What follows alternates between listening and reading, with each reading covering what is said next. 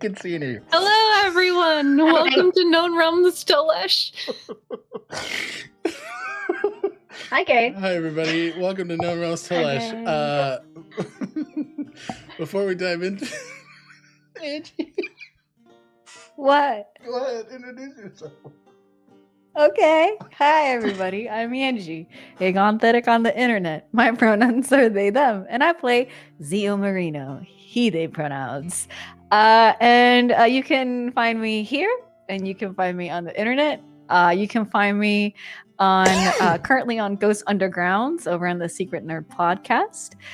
You can find me over on Imagination Arcade for Eat the Reich. It was for the past couple of Thursdays. We are taking a 2-week break before we do our finale. And go check out Dicescape for The Last Arcanist. And all their other shows are great too. Yeah. That's me. Thank you, Angie. Lou. You're welcome. Hi. Hey. I'm Lou. I play Dolores. And we both use she, her pronouns. You can find me at Luzelia_art on most social media and here and on Patreon for free, where I'm gonna for sure post some stuff about my process. Now that I'm not working on prepping for an art festival. I'm actually gonna be working on something on this piece here. It's very big. It's like 40 inches by like 43 by 46. So that will be for the first project. So check it out. Ooh. Go check it out. Thank you. Last but not least, Button. Hello, I'm Button. My pronouns are they, them. I'm Bluebluebutton on social media. I play Echinacea Belrose, whose pronouns are also they, them. You can find me on an upcoming project on this channel soon enough, and when I'm not here, you can find me over on Stealthy Elf Productions, where I play Cressida in Unearthed Inheritance, where I play Amanita in New World Rebellion, and where I play Shigapee on Outlaws of Alkenstar, which will be here next Saturday, or this coming Saturday. Mm-hmm. The nearest Saturday. That's me. Thank you very much. Hello, everybody. My name is Alec. My pronouns are he, him. You can find me all places on the internet at Tales Archived. I am your archivist here for No Realms Tolesh. I do other stuff on Tales Archived. I produce, I do things, other projects. And you can find me over at Stealthy Elf Productions, where I play Finn Reese in Heroes of Hysteria, Unearthed Inheritance, and I play Nrim in New World Rebellion, and shockingly, I do well at trivia in shows like Game Master's Library. He's good at villains, folks. I can't remember the names of anyone. I pulled Hannibal Lecter out of my ass. Hello. Angie, you have a recap for this week. I do have a recap. Take it away, bitch. No silly. You're like, I'm just reading. No silly thing today, guys. That's so okay. Don't expect That's anything other okay. than, a little recap. I do not dream of labor, and it is Pride Month, so. Good. So, at the start of episode 110, the Echinacea retrieval team reunites with those who remain in the village. Echinacea is quick to reunite with Lorian and Reeves, and Io pulls Dolores and Zio into a hug, whilst lamenting having been left behind, per her own decision, mind you. I did write that down. Dolores' physical changes become the focus of conversation, where she explains that coincidentally, her mother had left her a magical heirloom in the form of a music string. Introductions are made between the Marinos and Toka, who is their new friend that they met in the caves, and Echinacea explains that with Aidwolf's assistance, they were able to steal back their spellbook, which was instrumental to their escape. They also explain the ultimatum provided to the captors, exchanging any aid they can provide for the medical prowess Echinacea can give Koliana. Any aid to Zio and the people of Takul in their upcoming fight with what we could potentially be seeing tonight. Dolores questions how they will be able to prevent and prepare for any future attempts at kidnapping, and Echinacea feels a sense of guilt over not landing any killing blows, knowing that they could have prepared a little better for the future. Killing them, however, would not have kept Coletta's agents away, and it is pointed out that Echinacea keeping their amulet of non-detection on is essential to their safety. Zio is quick to point out for the fated, these altercations seem to be par for the course, and the best they can do is continue preparing for any potential future strike. Echinacea offers to ward the Marino home, which is their way of showing care for the family. The trio begins discussing their conversation with the Maiden of Blades and what they learned about Dolores. With the aid of Minri's magic, they are provided privacy to be able to speak freely. Dolores shares the tale of her final voyage with the parents and the tragic calamity that they were met with. Dolores, wrought with guilt and shame, anger, and the chaos of wild magic, doubles all of that, and all of that compiled together is able to provide the Blade Brother a conduit for his promises, especially with taking away her memories. Echinacea and Zio together reveal that the Blade Brother used Dolores to stop Whistle. Dolores confirms that she wants to follow the lead her mother gave her and vows to pursue that path to hopefully gain closure. Echinacea begins to imagine within the stars of Minri's magic the form of a new prelude as they offer words of affirmation regarding the guilt Dolores feels. They make sure to impress upon her not to let the guilt weigh her down, for it could act like an anchor. Dolores asks then about their fear of the ocean. Whilst Dolores' fear stems from a traumatic physical experience while in the ocean, Echinacea reveals then to Dolores and to a confused Zio that their fear stems from a more metaphysical aspect, Zio's space before death. The trio exit the liminal space back to the liveliness of the Marina home and their friends, where they begin planning for the night of festivities. Zio and Isandro catch up, while Echinacea and Oldiel contemplate about duty, and Dolores gets ready with Io, sharing everything she has already shared with them. Zio finds Lucian, assisting him in getting dressed, and Zio asks if he's spoken with Kaelin yet, to which he responds he is not because he is still angry. Zio offers that it could also be embarrassment, something that Lucian begrudgingly acknowledges by questioning when Zio got so good at offering advice. It is then that Zio asks for the letter that had been stolen the night before. They also offer an answer to Lucian's abrasive question back in the cave about Zio's infatuation with their fiery counterpart, Wit. Not dissimilar to Lucian and Echinacea, Zio finds Wit's resiliency compelling. From Lucian's perspective, he offers a small piece of truth, which is that even in his most negative of moments, he was always grateful that Echinacea never stopped trying. With that, the Tiefling departs, noting that the letter had not been opened and confirming that Wit's recent flirtations have not been induced by Zio's words, but maybe something more. Echinacea makes sure to dress for the party, but not without staying prepared for any potential outcome. Catching up with Kaelin, they touch base over the actions that lead to Echinacea's abduction. However, it is important for them not to allow their guilt to weigh them down, much like Dolores' own. Zio is pulled into a private moment with Isandro as they discuss Isandro being back home and in public. With a passionate kiss and a brave face, Isandro confirms that being judged may have kept him away from the Isle, but being loved brought him back.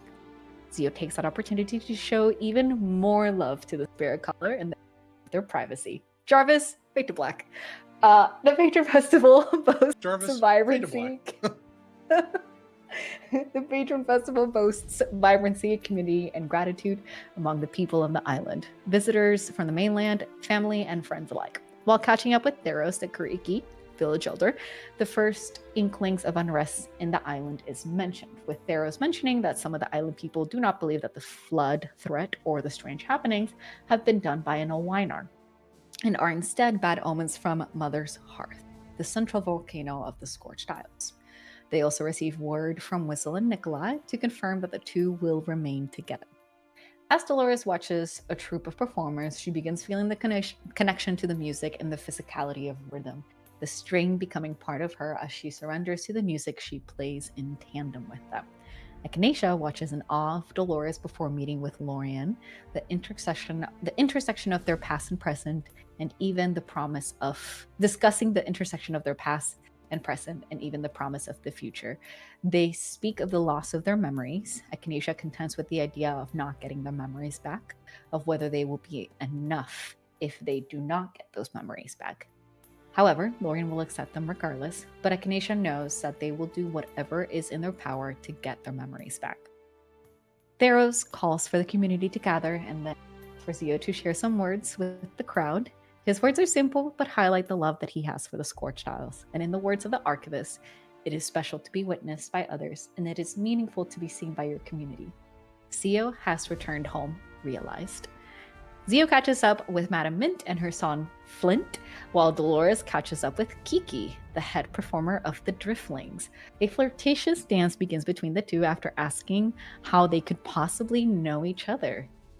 Kiki reveals being familiar with Hannah, Dolores' mother. They tell Dolores about Hannah and how she was one of a kind. She would travel a lot to the mainland and then return with toys and books. Hannah always told Kiki about the importance of storytelling, which inspired Kiki to become a performer themselves. Trying to get further leads, Dolores asked if Kiki knew about any secrets left behind by Hannah. With an insightful look at them, they reveal details about the Nightingale, a group of bards, scribes, and history keepers located in Aldengate. They also tell Dolores to find Isali. They give Dolores a warning that if she continues with this, there is no going back. And they also ask that their name is not brought up or spoken in conversation with the Nightingale Accord. Shouting is heard by Zio and Echinacea as they realize that an effigy created by the young engineers from the island, made from light projections and technology, has glitched. The face of their patron, Isakata, morphed into a caricature. Valus, an elder, thinks it's a mockery, while Navi, a young halfling, assures that it was not meant to offend. Echinacea meets Iolus, who is surprised to see Zio taking charge on cooling the situation. Valus fears the expansion that could potentially threaten their island, but at the expense of remaining stagnant. He believes that they are meant to live by traditions on behalf of the mother, the volcano, adhering to her will. Zio urges to allow other people to show their appreciation, even if it is in a way that is different from what he's used to. Dolores hears grumbling from older folks by the bar, speaking their own hopes of seeing the traders leave. One particular older half-elven trader is made the target of their ire, but Dolores quickly lessens attention, to which the man thanks her for it.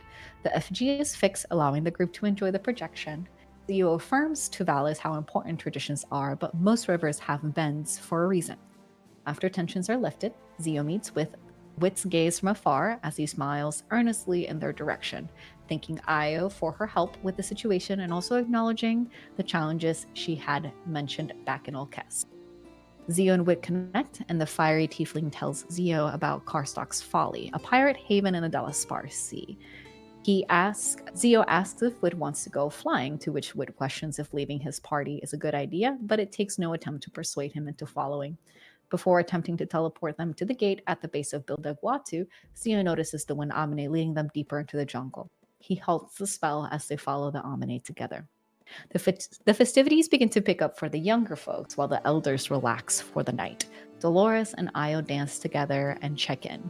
Dolores asks Io about Declan, to which she admits that she likes him very much. She wants to tell him as such, but also wants to talk to Zio first. Dolores encourages her to do so before Io has to go help her mother after some hefty wine drinking. Echinacea dances with Minri and share their concern about the Arcanum having one of their preludes. To calm their worries, Minri offers to intervene by taking back magic. Echinacea laments the fact that it would lose Whistle's touch. They know that regardless of their nostalgia or the loss of memories, by taking back the magic in the magic that is, oh god, this sentence. You're so good, Sticker Book. They know that regardless of their nostalgia or the loss of memories, by taking back the magic, in the hands of the Arcanum, it would be too dangerous. Their vision expands to Mordercane and Sophis, where Whistle's rings remain. They clearly want to recreate it, but before any further study can be completed, Minri claims the magic. She pulls the strands back to Echinacea's mind palace, where she reweaves Whistle's power in the safety of that space. It will be kept safe for his return if he returns. When they return to the party, Echinacea does so by connecting a strand of the Dolores. That magic wraps around her, which she imbues into a violin bow. Together, they shift and alter the weave and manipulate the vibrations of magic. much like music and fiddling. There is power in the making of magic, and Minri urges them to use it well. Within the jungles of Takul, Zio follows the natural chase that has been imparted upon them as a sky sod. Feeling the wind lead him to a new gate, a close distance from his village, they clear the space of the dais, and the ritual is conducted. The lights of the gate shine through the dark corners of the jungle, illuminating the path forward, and the elemental plane of air opens before them. Grabbing Zio's hand, Wit pulls them inside as they make it through the gate. For the first time, Wit sees the Amane, wind lifting him into flight. Wit propels forward, ablaze and akin to a phoenix in flight. He unleashes out everything in a cry of relief, the scar in his chest going dark. Meeting him after his display of fiery release, feeling awestruck, Zio finds himself pulled into a kiss by their once rival. And as they are witness to the winds and Amane on the living plane, the members of the Tranquil take their place for what's to come, soon to reunite. Excellent recap, Angie. I don't know what you're talking about, Messy. Great job. Take that well-earned inspiration point. And Thank that is the moment that we are going to pick up on. Zio. You have felt the embrace of Wit in times of fear, in times of stress, in times of anxiety. What are you feeling now as this... There is heat, but it is not aggressive. It is warmth. Zio is wide-eyed and feeling this full body shock of surprise. And there's tension before they relax into the kiss. And it's like sitting by the shore of the ocean with the sun warming your face. There is heat, but it's not uncomfortable. And Zio can't help but want to remain there as they float in this space, but they do pull back just enough.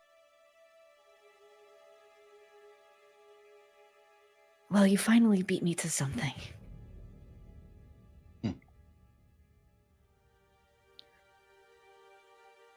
You okay with that?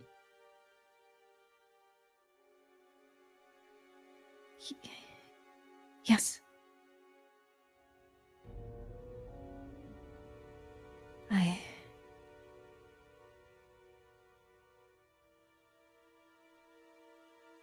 I've been wanting this, I think, for some time. Not I think, I know.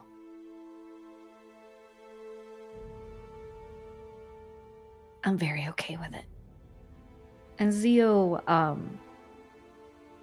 there is this, as they begin, they're still in this space, floating. Mm-hmm. Zio's hands begin to sort of like shift, and their eyes are still locked with Wit's. As they kind of slowly begin placing their hands, they place one hand on Wit's shoulder, and the other one kind of slides down Wit's arm, the length of his arm, until their fingers are curled into each other. And slowly Zio begins to dance with him. Give me an insight check here.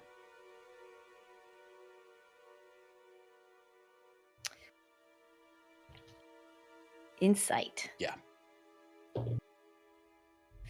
Who? Well, it's a 15. 15. Yeah.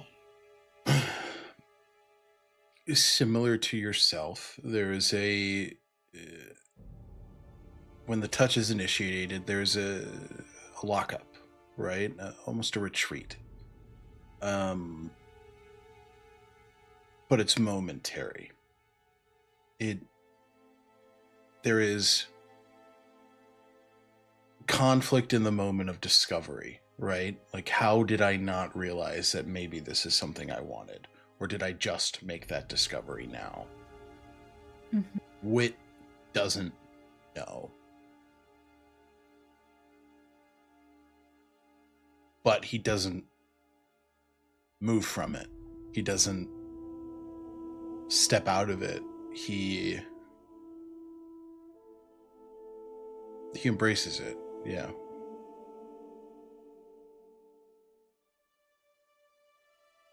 And as Zio kind of allows Wit to maybe even not realizing it, but lead the dance, which is not really a dance, it's more so like they're like floating, just kind of, but there is this sort of sway. You asked me if that was okay, but is it okay for you? Yeah. And there's very earnest surprise, which isn't, it's not a negative thing. It's shock. I think, given that insight check and kind of above table here, we know the journey that Wit has been on. It's one where he has not been able to make choices for himself. And this is a choice he's made for himself. And, he's still very much in that journey, so probably should have asked some permission first. Obviously, we talked above table, things are good. But he acted on a desire, and there is no regret in acting in that desire. So, yeah. Zio smiles at that response. And also, I want to reassure you that if it becomes not okay, that's also okay.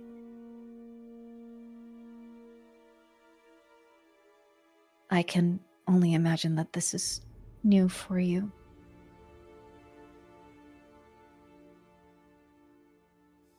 Just nods. Yeah.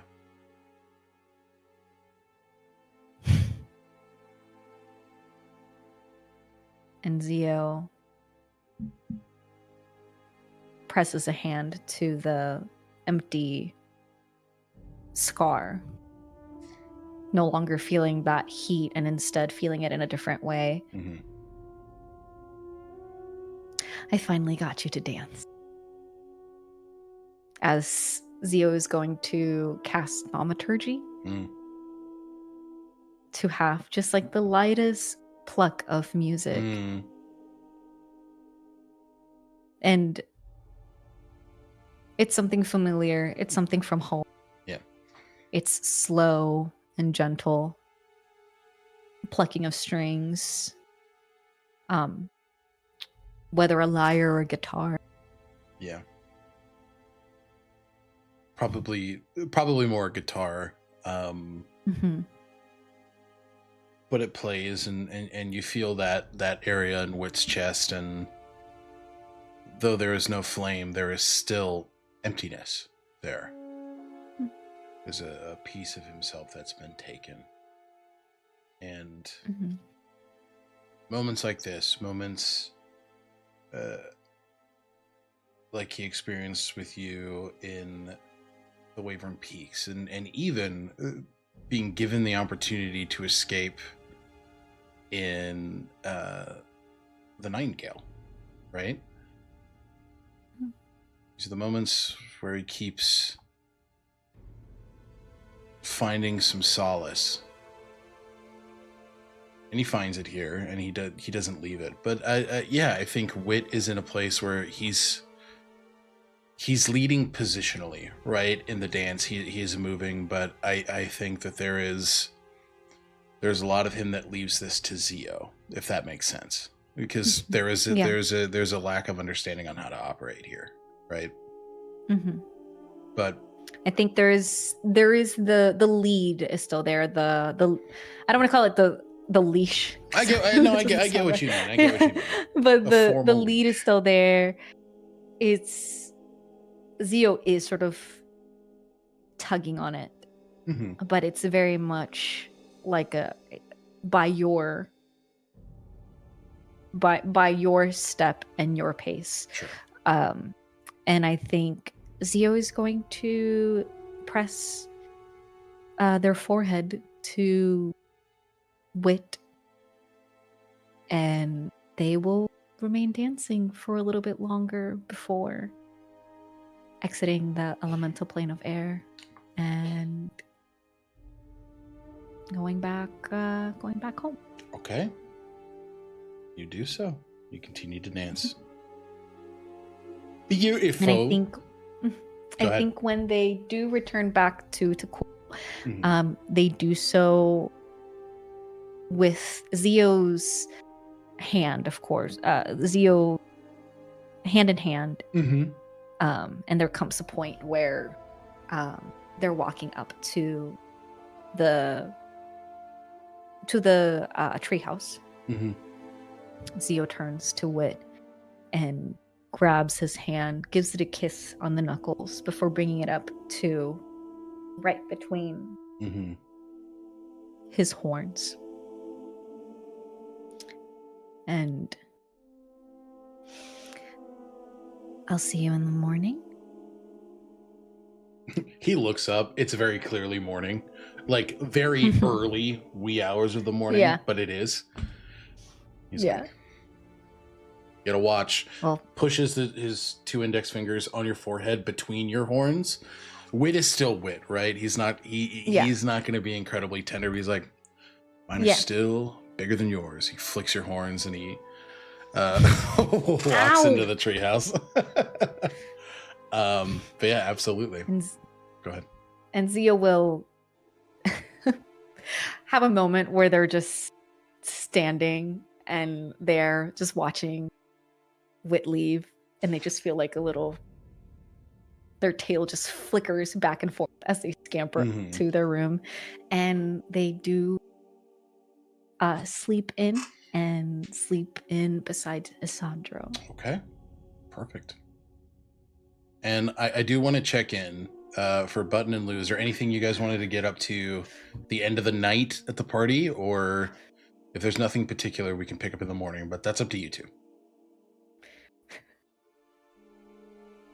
Dolores is going to find someone else who's a fiddle player, or anyone else who's a string instrument, and probably just party, like music, like you know how jam bands will just they're just drinking, playing, like, oh now try this. So she's attuning. This is how she's going to attune to her. I love that. Her prelude is playing, experimenting, like messing with, like, oh, if you tighten this part right here in my arm, and maybe if I was done.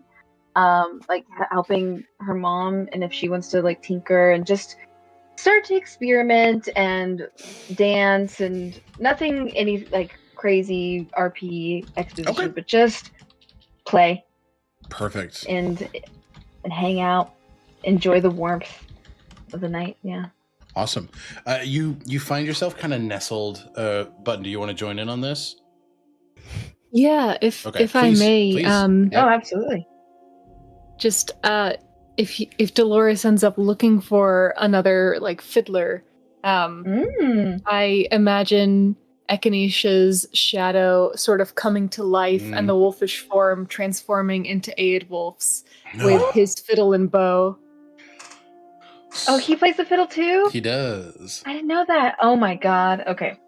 Yeah, so I think Dolores is just going to be picking his brain, you know, just like, and going back and forth. Yeah. The most important thing, you want loose fingers and a tight wrist. The wrist is the most important part. The fingers you got to let fly free, which I'm sure you're used to, you know. But Ayo. Being a fun. But it's all about keeping the wrists locked and going. What the most important question is, what do you want it to sound like? I suppose it depends on the situation. Yeah, it does. There's something about that discordant sound when things go wrong that I like too. He kind of mimics what you're describing. It sounds like a bit of like reverb, right? Like, but it's got this echo to it. And he's like, I like that. I like that a lot. above table, like it's usually a cello or standing bass, but like the sound in like a horror movie, Yeah. like there's not like where it's just like a weird kind of like string drone, Oh, what or the like fuck? or there's the like longing, yearning strings of like just something really like tenuous and slow. I don't know. She's just experimenting with like what sounds good, what sounds bad, Yeah. and how the dancers like she's noticing like when we play like this, the dancers start to pick up, or like more people come to the stage, and she's noticing the crowd control that she Yeah. has with music, like the way that she can influence people in rhythm. Absolutely. Go ahead. Oh, Go ahead, button. I'm just if no. Well, Oh, you were just vocalizing. I understand. Oh, Echinacea will be dancing just as I'm imagining as this conversation between Aedwulf and Dolores is happening. Echinacea is like a primary example of what Dolores is witnessing, and part of the experience is as their shadow like flickers with different dancing lights throughout the space, that like that rhythm and like discordant like slip here and there, and like the shifts happen as the shadow elongates and shortens is gone, and then back beside you, Dolores, just like a testament to the music that you're making. And there's a bit of magic, the shadow following the through line of your conversation and the music you two are making together, rather than like the light in the space. Lovely. So then, Dolores, go ahead and roll me a performance check, and you'll have advantage given Echinacea and Aedwulf's help action. Okay. 24. Okay. I think it's pretty easy for you here to start to feel the beginning of some confidence in what your music sounds like and how you want it to come out. You're feeling that confidence, and it feels more you now more than it feels like the music that everybody else is playing, if that makes sense. Yeah, but I love that. That's fucking sick. I'm gonna give both of you an inspiration point for that as well.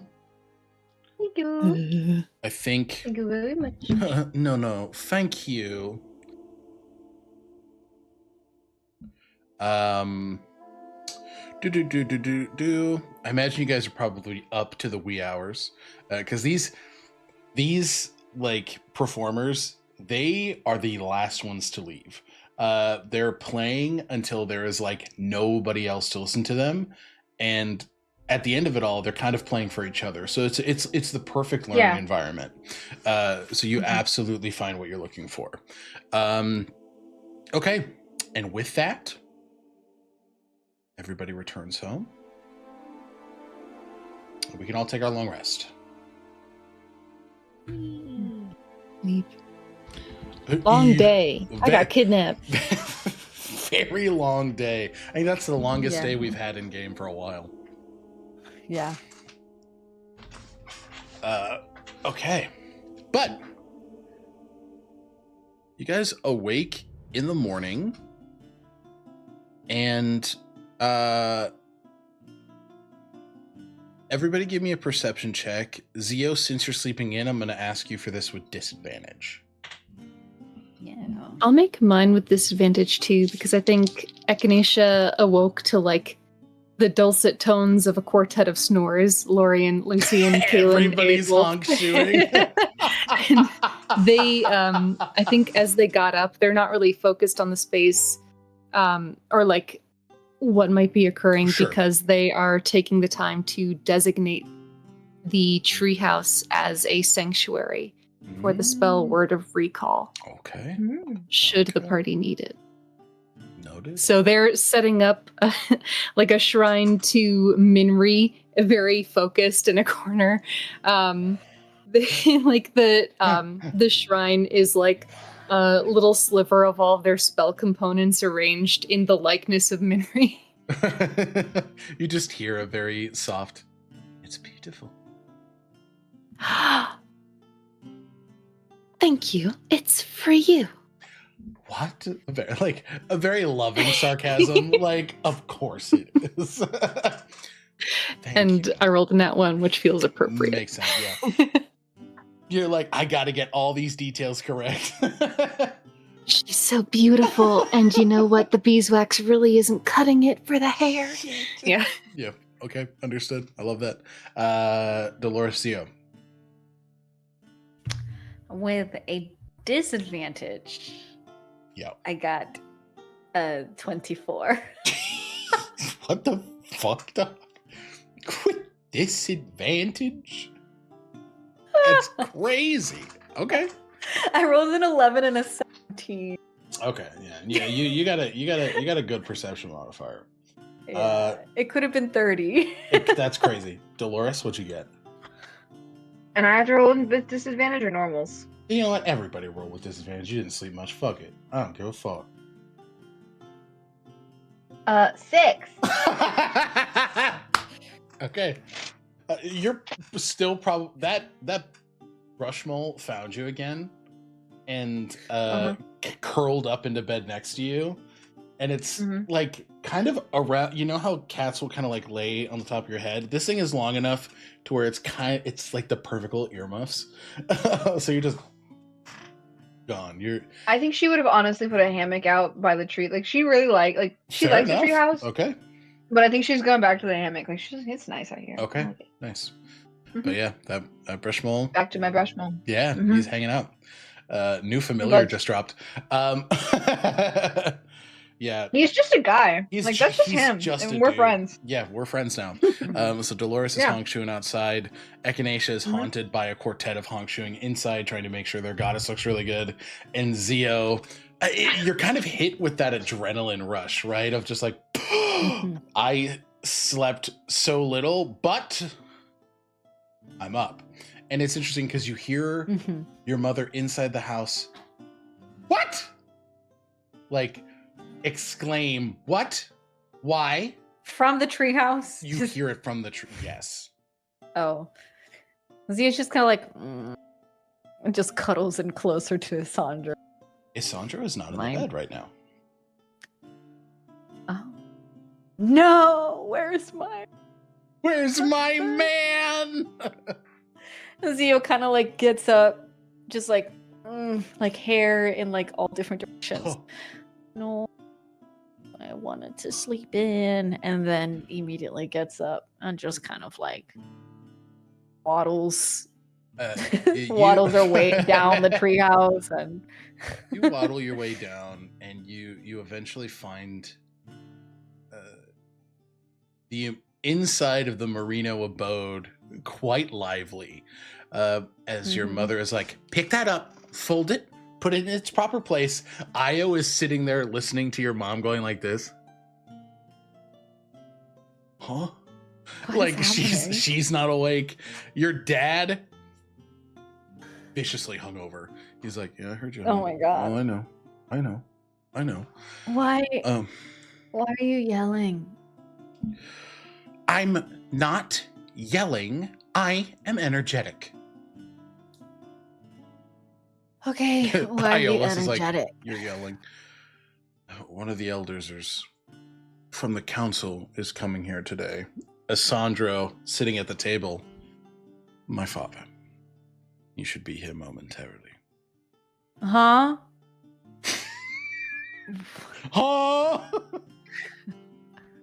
What? Okay, got it. We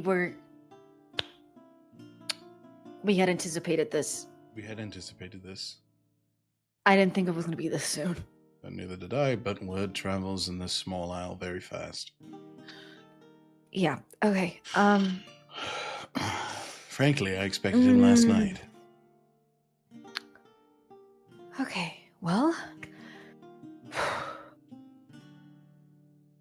I know you've said that your father is an ass. I meant it too. Yes. What else should we expect? Because I've never met this man. Dad? His name is Andres. He is Andres. one of the 5 Council of Elders. Okay. He is much like Vala's very old-fashioned. So, expect scrutiny, but no, it is none of your fault.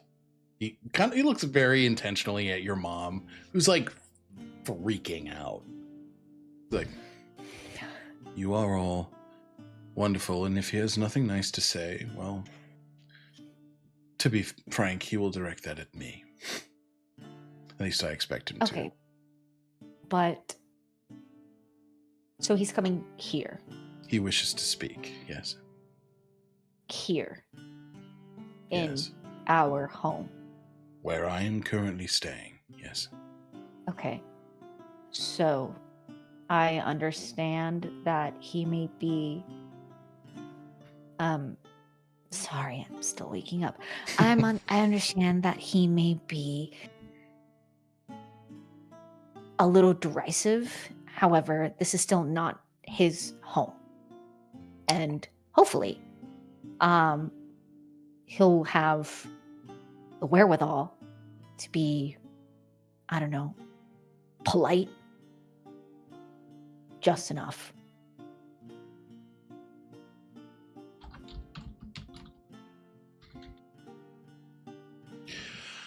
I don't think he will outwardly or directly insult your parents or you here. But it will be clear he is not happy. If he is not happy, I don't know how he feels. Got it. So what you're saying is me or my family or my sister. Got it. You're not including yourself, Sandro. And I get it. I get it. But I'm warning you that unless you tell me to shut the fuck up,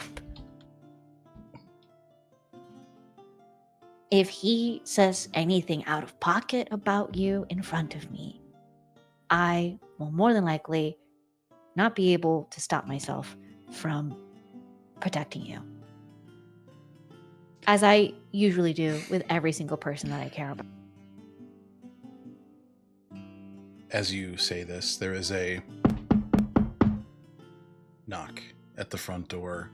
Sandro leans down, kisses you deeply, and whispers in your ear, "It's your home. I implore you to speak freely." With a very impish smile on his face. Your mother very cleans up her dress. I'm sorry, Mom. I'm about to ruin Marino's reputation. As the door opens and you see in front of you a very short, almost half-elven looking man, long brown and gray hair, kind of swept back, long mutton chops that are more gray than they are brown, in very beautiful.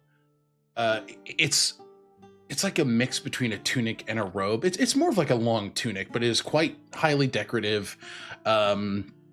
He's definitely not in his full, like, high-collared, ostentatious, like, official regalia. But he looks damn good. This is a man in his early 70s. And he looks at you with the same, like, pure yellow, canid, like, slitted eyes as Sandro has. And as he offers a smile, you see the fangs within his teeth as well. This man also being a shifter, just sans the horns, or from what you can tell, a tail. His hands are sort of cupped in front of him as he offers a very deep bow to your mother. And he looks, it has been some time since I've visited Takul, and You both have grown very much. Xiomara? Aeolus? Oh. Zio and Io. The twins.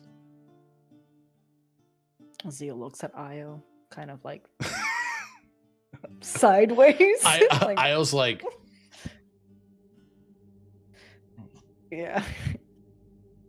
thank you for anticipating my visit so early in the morning. Once I heard my son had returned to the Isle, I had to race to see him. You understand? Parents' desire for the best for their children.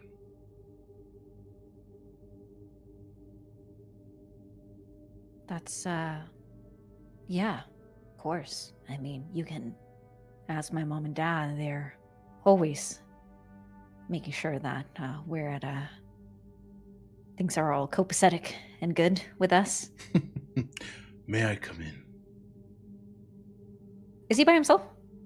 He is not by himself. You see an individual, femme presenting, looks to be a Triton.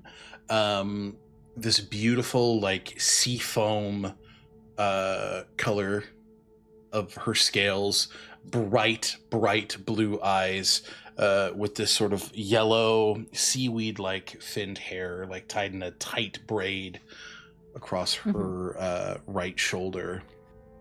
She seems to be an advisor, something akin to a Maya of the Kariki, like an advisor or some sort of assistant.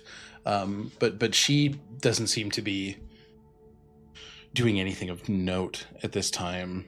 Andres does look back to them and says, well, go get yourself some breakfast. I will be done here shortly.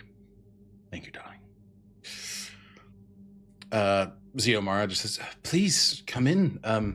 It might get packed in here pretty soon. We have guests, but one of the council is always welcome here. Aeolus doesn't really hide it, but he goes, yeah, always welcome. Have a seat, council member, please. Offers a seat, and tea is given. Isandro sort of sits opposite his father. I think Zio stands on behind. He doesn't sit. Zio remains standing, but will stand alongside Isandro, ready to put a hand on his shoulders if needed, ready to be a attack dog. You know. Yeah. Ready to be a calming force, but also, yeah. I'll bite. Yeah. Yeah. You see Io kind of leans over to you. I'm gonna go wake everybody up in case this goes bad. Sounds good? Okay. That sounds good. Okay. And she goes, Councilman, bows in his direction and just immediately pitter patters and will follow Io as she goes to you first, Dolores, because you're in a hammock outside. She starts to shake it. Just wake up. The brush mole just goes like climbs down. Can we just have one day? No, we can't. Dolores still just like sits there on the edge of the hammock, hands on knees. Alright, what is it? Isandra's dad is here, and from everything I know, he's a dick. And Zio's tense, dad's tense, mom's tense for a completely different reason, and I don't know, probably just a good idea to have everybody up and prepared. I don't know what's gonna happen. I don't think we're gonna get in a fight, but I'm anxious. She very much is like Dolores grabs her. What? We were able to be okay with someone getting abducted yesterday. Okay. Abduction from the freaking. Oh my god, why? Those bad people. Winter My court. brain is Winter fucking- Winter curse. Those bad Those people. bad people. That's crazy. I just fucking woke up. Uh-huh. Someone being an asshole at the dinner table. I think we're gonna be all right. Well, it's breakfast time, Right? but sure. Is it the breakfast table? Does the title of what it is change? Okay. Yes, depending on what meal you're having, it's the breakfast table, it's the lunch table, it's the dinner table. No. What? Yes. No. Yeah. No. I'm leaving. she Table. runs up the treehouse. Echinacea, you just hear a very dainty. She's much more gentle with you than she is with Dolores, or Zio for that matter. She's just a little. Good morning. Echinacea is putting the finishing touches on this piece now with Casimir, I think. Oh yeah. Oh yeah. Yes, seashell, right? There, the treehouse is a sanctuary. She's stuck. Hi, Io. Good morning, Io. Good morning. How are we? We're great. We have solved one problem. And we haven't even had breakfast yet, so I feel good. About that. One problem may have knocked on the door. Isandro's dad is here. And Another day, another problem.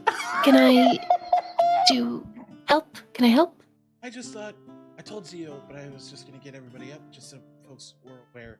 You can come down if you want. I just wanted to make you aware. How many people are in that room? Right now, Mom, Dad, Zio, Isandro, and Andres. Isandro's Okay, dad. so here's what we're... Andres, right. Yes. Here's what we're going to do. Mhm. Because we don't want to get in anyone's business, but we do want to know if things are a problem. Very much so. Hey, Wolf. Yes. You want to be a shadow on the wall? I do. All right, let's go eavesdrop. And very much like like a shadow puppet, he just rides along. It's like, I'm going to listen. It's the most Tiptoe charming and through the spooky shit window. where the shadow like creeps across the wall until it fills the entire wall, and then we get outside and it's just the teeniest little shadow creeps between the blades of grass, and then pops through the door and is now like under the table. He's just listening. I'm in. Okay, All right. I'm gonna. And Echinacea wargs. They close their eyes in the mind palace and they just listen. You go full Bran Stark. Just Yep. okay. And I imagine, just for ease, I think the boys are passed out. Uldiel sought out Reeves last night. And so we don't know what's come of that yet. Casimir is directly next to you, Echinacea, going like this. Echinacea will whisper to him just as the Amazing. details, yeah. Thank you so much. And then I imagine Dolores kind of stumbles upon you guys kind of like perched up listening. Yeah. Just to ensure that everybody has the information available and we don't have to worry about relaying anything. Cool. Thank you for Dolores playing. has coffee just like sitting on the ground. next to- she walked into the house and got coffee and left. Yes. Like it's a guy. It's a dude. It's literally just a guy. It's literally just Fit him a with your man. car. Most of our Incredible. parents are dead. It'll be all right. Like, but she brings coffee for the rest of the crew too. Like, Perfect. Here you go. Everybody's got coffee. Yeah. All right. Casimir just. Thank you, Dolores. We return. Thank you so much. We return inward as now everybody. Io comes back in, and you can see she's kind of doing the same. She wants to be present with the family just in case anything goes awry, but she's like making herself look busy, like just kind of doing chores and things like that.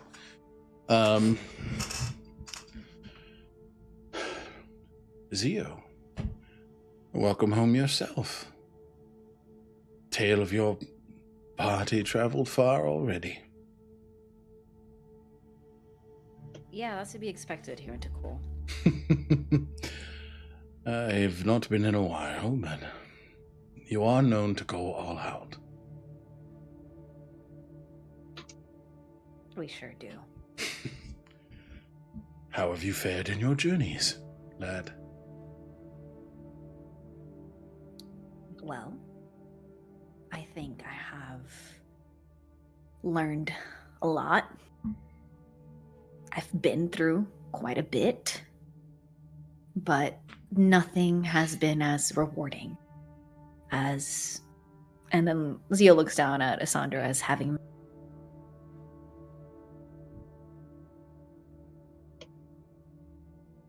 He's taught me a lot in regards to spirit calling. Give me an insight check. Mm. After you say spirit calling. Oh, yeah. Oh, yeah. Ooh! It's a 1.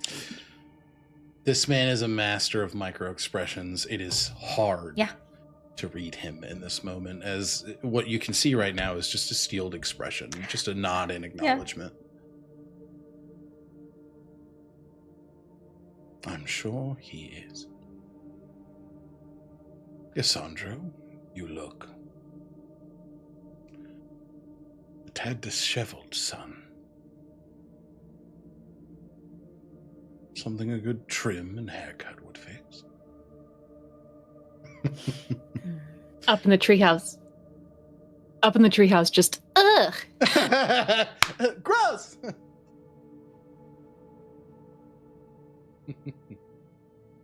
Quite like it the way it is, Father.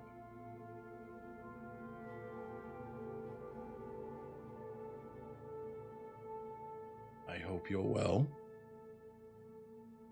How is being a councilman going for you? But it is my civic responsibility, son.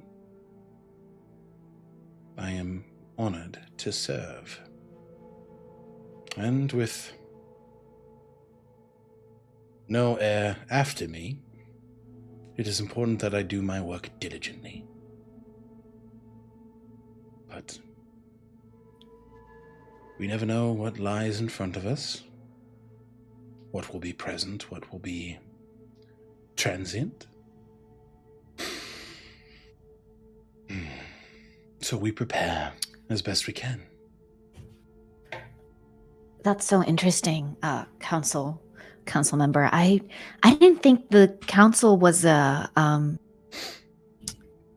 positions were an heirloom. I didn't think they passed down to family members. I thought it was more of like a, democracy. You had to be chosen. Oh yes, you are absolutely elected, but governance is something inherent.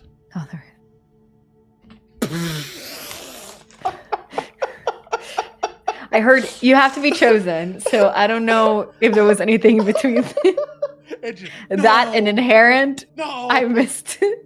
No, It froze. It froze. I didn't say much. Andres just says, governance is a skill, and it is one that is passed from my forefathers to me, and I believe, I know, it is something my son inherited. You know, when he was a boy, Isandro spent many times on the beaches of this fine isle, de-escalating conflicts between other children. Can you believe that? He bartered time slots for toys, coveted things that these kids love. And when they argued, he quelled division, brought unity, just like his father. Wow, that's Zio looks back down at Isandra and smiles. It's exactly what you're doing right now. Yes, but it's from a very natural point of view, right?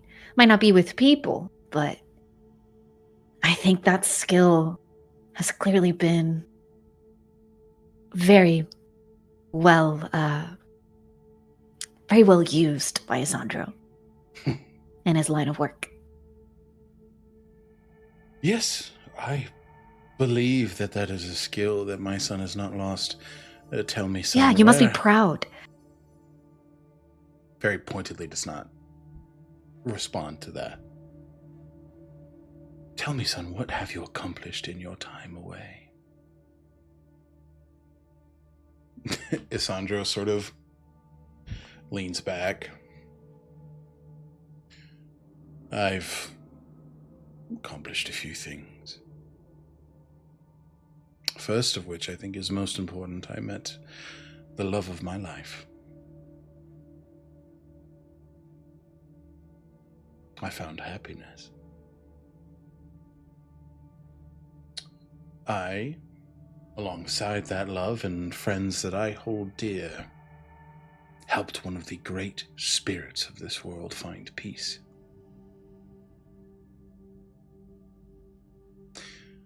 I met the terror of a red dragon and lived to see the next day.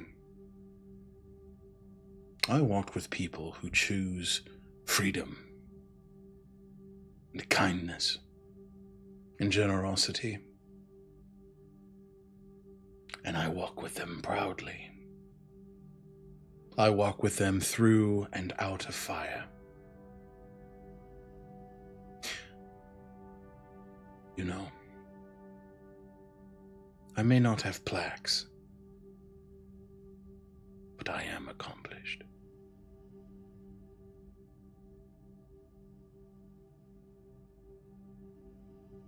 Zio grabs his hand. Squeezes it tightly. very tight, yeah. Returns it, and Andres just sort of scoffs, you know, pretty clearly.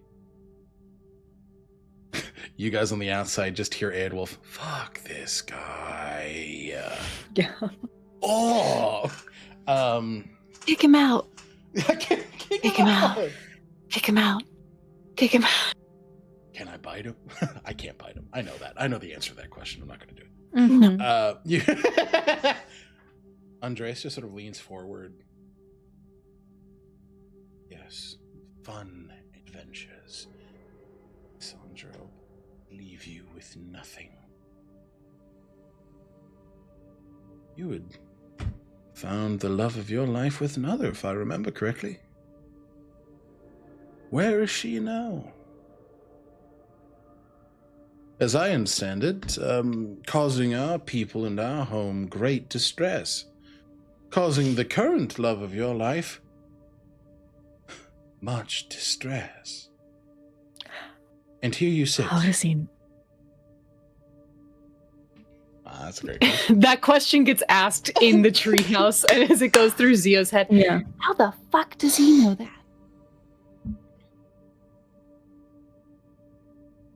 Adwolf, Do you? Huh. stop listening to this guy. Start looking for blue animals around the house. Take an inspiration. Oh. Button. That's nasty. If you want, Dolores can also search because she's not. She You ain't can doing you can shit. look too. You tell me. Yeah. Echinacea will voice that. Oma will hide as a blue animal. She's blue. She can't help the blue part, so we want to look for blue animals. Got it. He I'm gonna knows- do Understood. detect my magical perception. Oh. And And that's within 60 feet, correct? Let me double check. Sorry, the musical thing was so well done. How does he know that? It was everybody going, wait a fucking minute. This guy should That's know so smart of shit. you guys. Is I like got see flourishes, but 1 second. Extras. Let's see. Traits. Bardic inspiration. Spellcasting. So much shit on my sheet now. Bards. Counter. Oh no. Where am I? That was a barbarian thing, Lou. Oh, really? Yeah, Oh, I that thought was I had just done it. that was a barbarian Um, thing. I remember. Beach. Was it? Yeah. I will say, Zio, do you Okay. ask how Andres knows this, or do you let this stew for a minute? I will let this stew for a Okay. minute. Either choice is valid. I'm not locking you into a decision. I'm genuinely just curious. Yeah. You No, do I will whatever let this makes stew for a sense. minute. Okay. Zio is taking it in that Yeah. he's kind of. It's like, oh, Mhm. me, Angie is like, he just showed his. Yeah. Zio is kind of starting to piece Pick those up. pieces Got together. it. Okay. Yeah. Perfect. And then, Button, are you rolling an investigation on Aidwolf? Blue and I were plotting. You said I have a new sheet for Aidwolf. I don't know what their new stat block is. You should have one. I know you made one. I don't know if you sent it. I thought I did. If I didn't, I'm a silly little goober. But Aidwolf will absolutely start investigating. Okay. And Blue, do you have that spell? Nope. No. Okay. In that case, Echinacea will kind of looking at the bow that you created, say, with any luck one day that will give you this, and they will cast detect magic and start to do what Dolores intended to do. Okay. Hunt around for a fucking wild-shaped druid. And detect magic is... I believe it's also 60 feet. One sec. I think detect... 30. 30. Smaller. You get nothing from that. Also, I can't find... I know I made it. If D&D Beyond didn't save it, I almost said something crazy. Let me roll for Aidwolf. Do you want me to roll, or do you want just his investigation modifier? Either way, I'll roll. It's +7 to investigation. Nice. Roll the 13. You said +7? Yeah, so 20. Questioning 20. Aidwolf very quickly notates that there is a flock of bluebirds sitting in coconut trees about 150 feet out. He also saw a few lizards that she could be hiding upon, which are That fucking aid could have potentially been a disguised self. we don't know. Okay. Okay, but you get 2 hints. Yeah. With Detect Magic up, Echinacea will start walking first toward the coconut trees, and they will tell Casimir and Dolores, the people who are with them, about both of those. Might be a problematic druid. Hiding in the bushes. Casimir very openly, I fucking hate druids. They terrify me. But you've mobilized the crew on your part to start looking. Okay. Mhm. And I'll say, you guys can give me an investigation check. We'll return to the scene with Andres right now, and we'll return to those rolls in a second.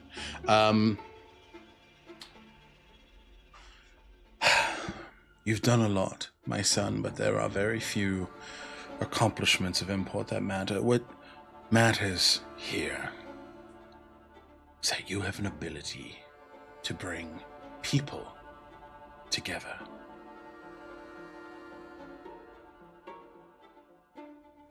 And you're wasting it.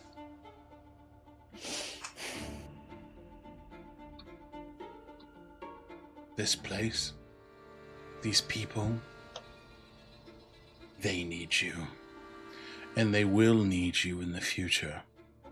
A future that is coming far sooner than you might think.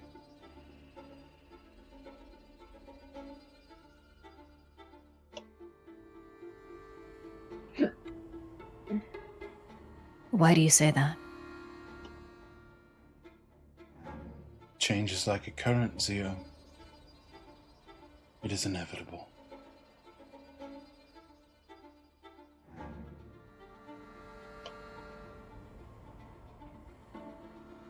With these dark omens that plague our home. Playing its spirit color is done.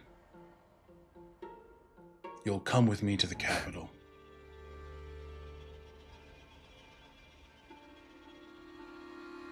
Isandra kind of scoffs. No, I As will if. not. Oh. As if. No. Zio's hand moves now into Isandra's shoulder. Let me be clear about something, Council Member Catolo.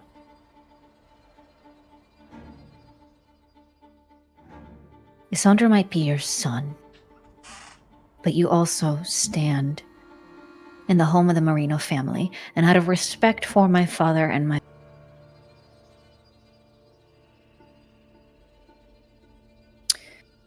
I will be as polite as possible in saying that making threats and trying to force someone to do something that they do not want is not welcomed here. You don't force the current to bend.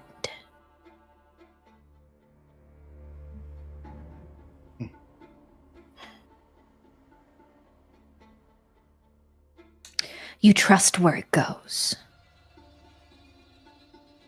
And I just happen to know where it's going. Yeah. I was going to ask about that, because it seems like you know a lot about me. And about Isandra's past. Not past within the Isle, but past outside. Yes, I keep my eyes on my son, whether he knows it or not.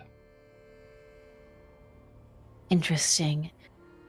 I wonder if those eyes take the shape of a Triton woman with an affinity for psychotic tendencies. Give me an insight check. And Please. please.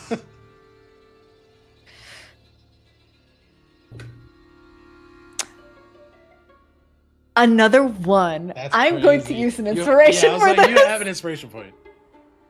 Oh my god. That's crazy.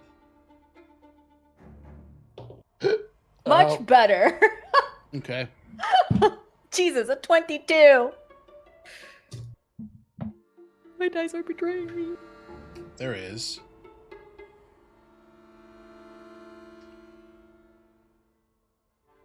a hint of recognition and an immediate retreat internally to pull back, to rein it in, to not give any more away.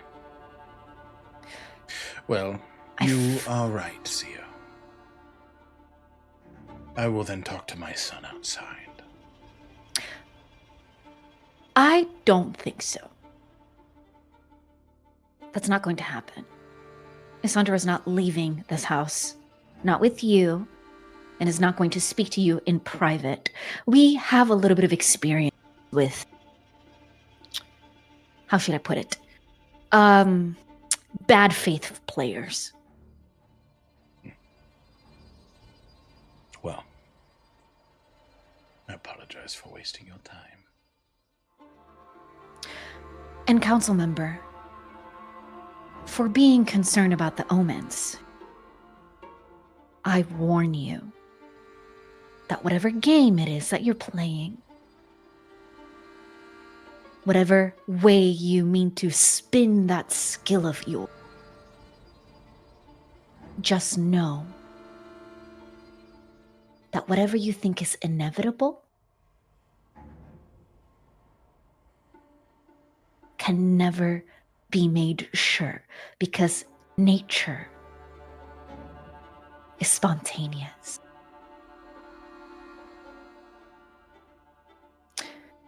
And don't you worry.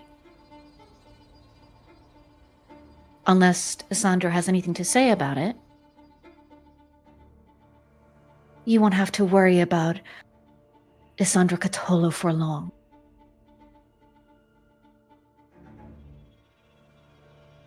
As he will be Isandra Marino.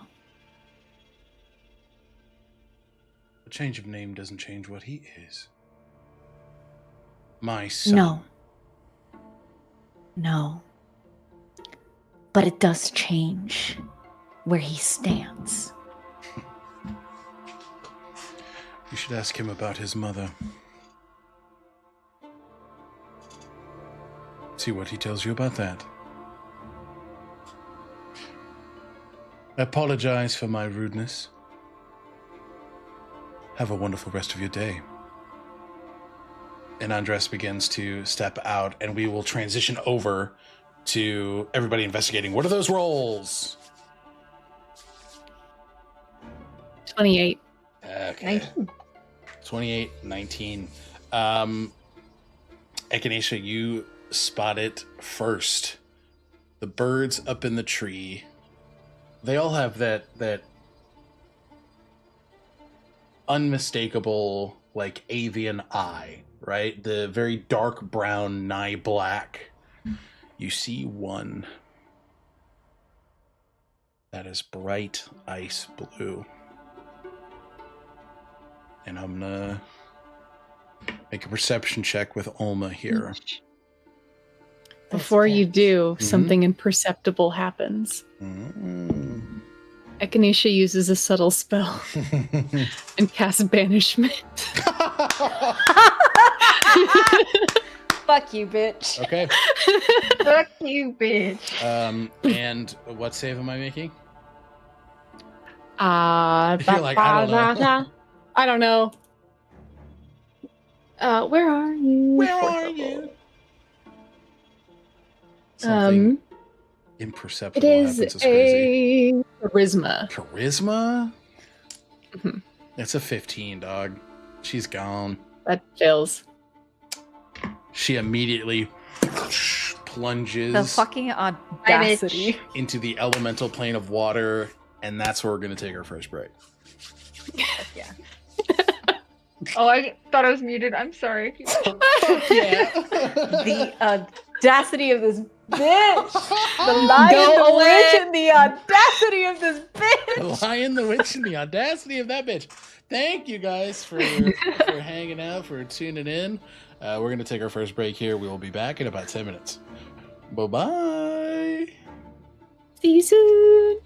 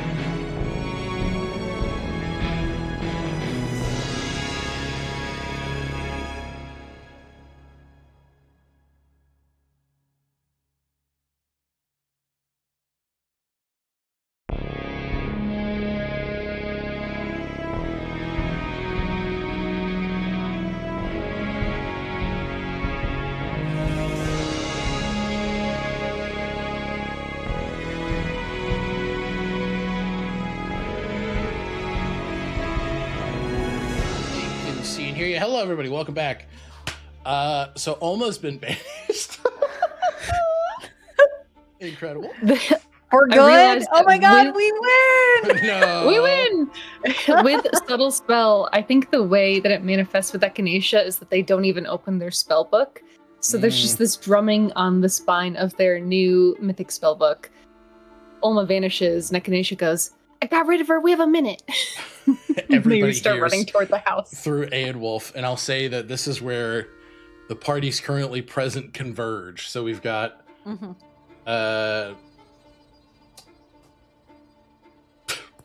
All of them. you guys, except the boys, Kristoff and Ultiel. Ultiel. Oh my god! That sneeze really You're fucked welcome. me up. Okay. Do you know where you are? No. I'm in the Marino household, as are you guys. So I think the moment that Andres left out the door, Mhm. Zio, who'd been presenting this very sort of Chihuahua-esque, standing very tall, being there in support of their, Your man. their person, their man. The moment that Andres walks out the door. Okay. I'm sorry. I might have gone a little too far with it. No. All of that energy was brought from him. Don't apologize. And what about his mom and dad? Like, how are they doing? They're Because Zio was talking out the side of his mouth. Xiomara looks appalled. Yeah. She's looking at you Yeah. like. And your dad, he's got his coffee and he's just. That's my boy. That's my son. That's my son. Yeah. We will talk. As soon as that goes off, you hear Echinacea. Almost gone. We got a minute. The door opens. Everybody's. We have 54 seconds. I just banished Alma. She was a bird. I put her in water. I don't What? know how that's gonna work, or if she's gonna She come was a- back. She was She was a okay. fairy. So she is here then. Not anymore. Well, it seems like you guys were listening in. I got Airwolf pops up. look at Io. I got permission. Yeah. Io says, I did say that. Just so that everybody could be in the loop. And it seems it was a good idea, so don't yell at me. No, I didn't. No. It was a good idea. Good to know. We have 48 seconds. I don't know what it is that we need to do. I mean, I can imagine that. Well, Sandra sort of, my father's leaving. I imagine she will try to follow him.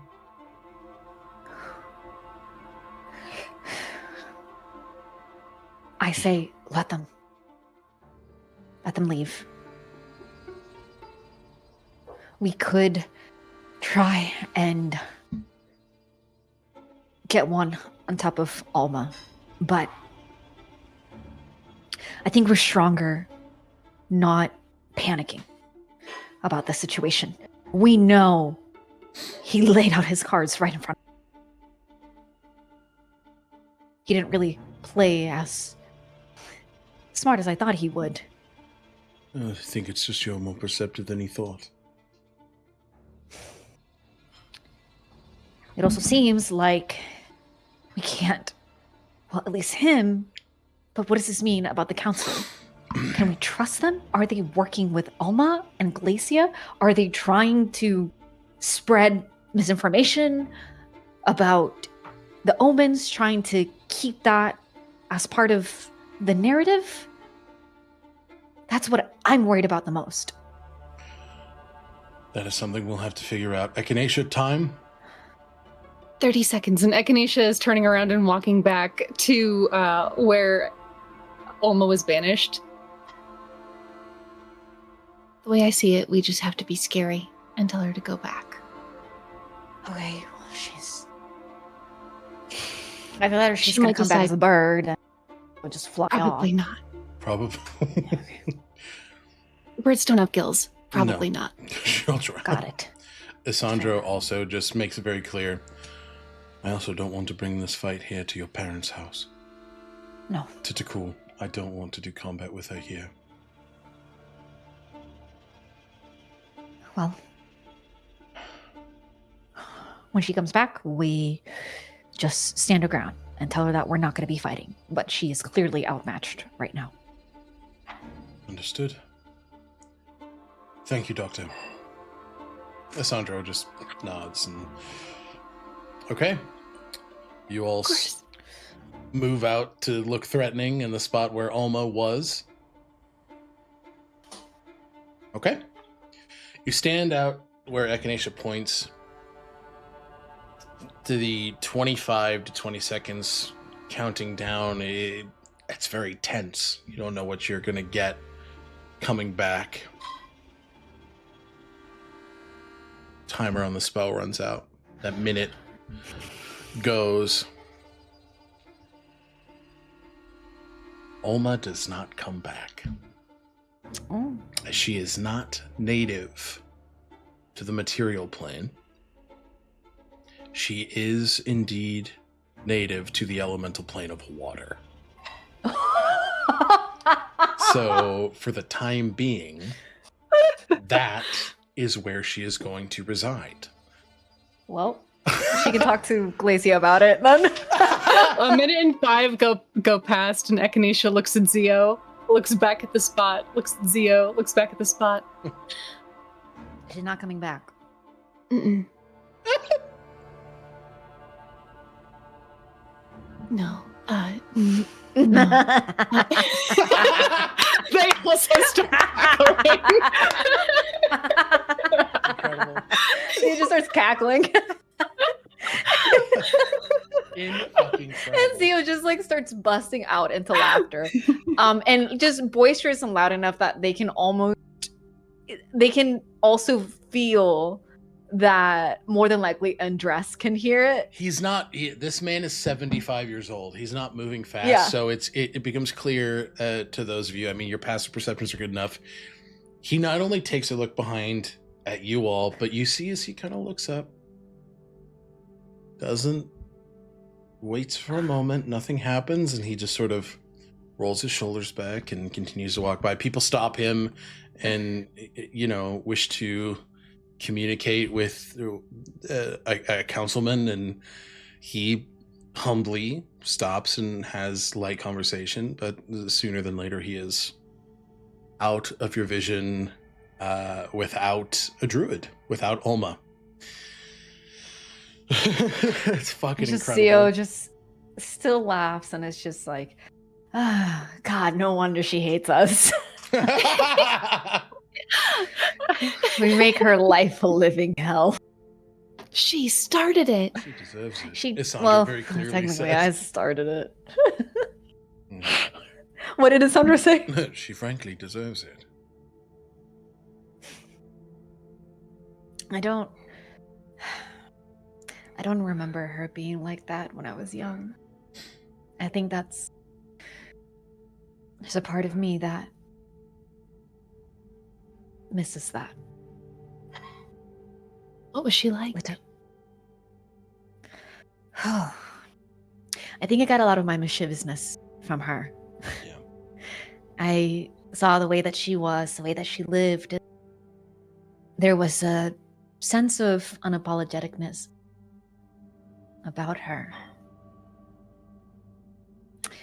She always had a story to tell and a song to sing. Hmm. And it just makes me a little sad thinking that all along it was some kind of a trick. Do you think it was just a trick, or... She has to have a reason. She has to think she's doing the right thing, whatever right means to her.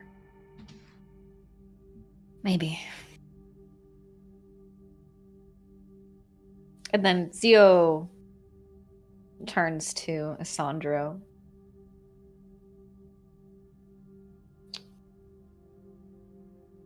And just kind of quietly walks to his side. There was something that your dad said at the end there. You don't have to share anything right now, but can we talk about it? Kind of looks at you all. And yes, but I'd like to do it in the garden if that's all right.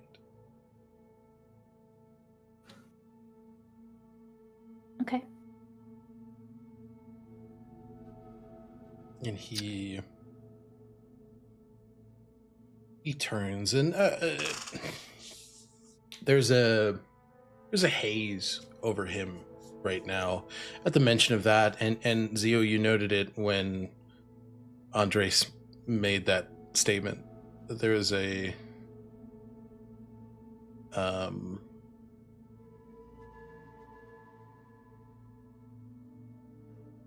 we still up? Yeah. I'm on the page. Okay, I think my internet's just being weird. Sorry about that.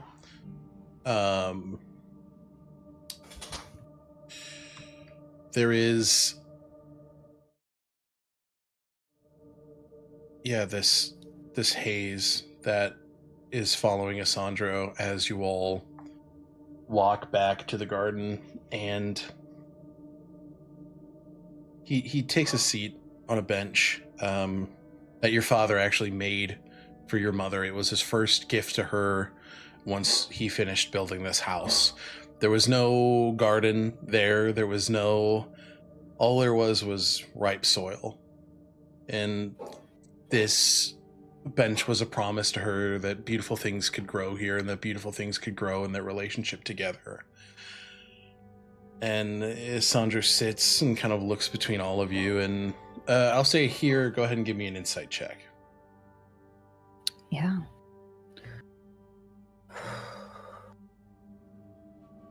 Let's see.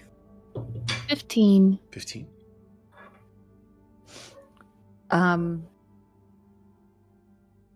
Where are you? 14 plus 9. 23. 23. Dolores? 26. Okay. Each of you get this deep shame just swirling from Asandro, and the emotion... Sorry. Wrong. The emotions well to the surface pretty quickly here. Asandro is a very measured individual. He understands his emotions. He knows where they come from, and they don't often overcome him. In this moment, they do. It's not long before tears well. They haven't fallen yet, but they well within his eyes.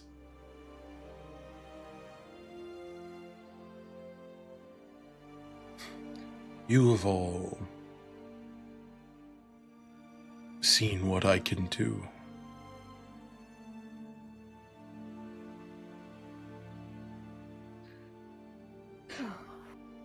In my youth, it's harder for children to control. The Almanae are actually a great grounding force for me as well. They help remind me where I am.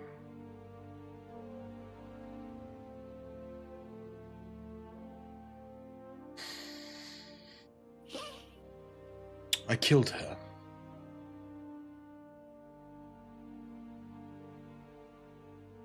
Not knowingly, not wantingly, not purposefully.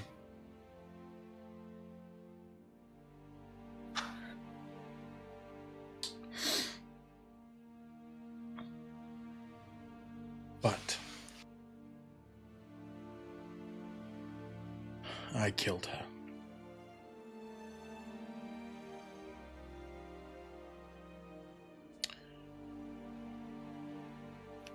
That day I took something away from this world. A beautiful spirit. You were a child. I know. It was not my fault. How dare that It man? doesn't change. Are you good? Oh no! We'll come back to you, Lou. Yeah, do what you gotta do. In that moment, I took something from my father as well. No. I'm speaking in his perception. I took his wife. I took the love of his life. And I took his opportunity for children who wanted to follow in his footsteps.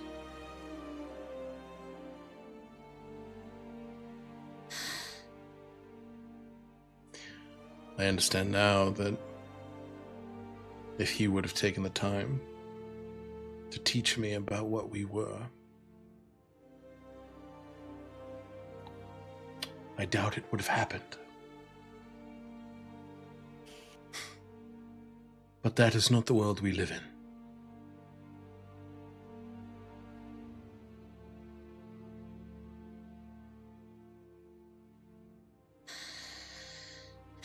That is what he meant by that.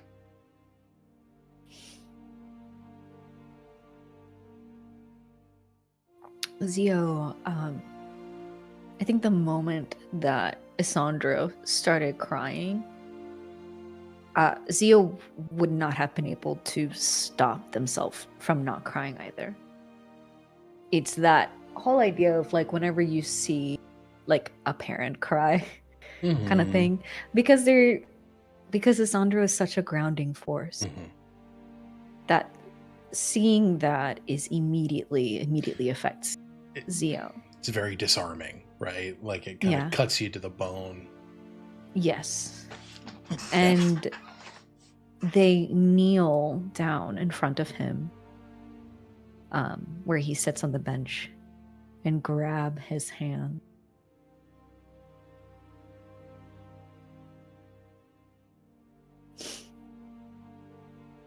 You're so beautiful. And I know she would have thought that too.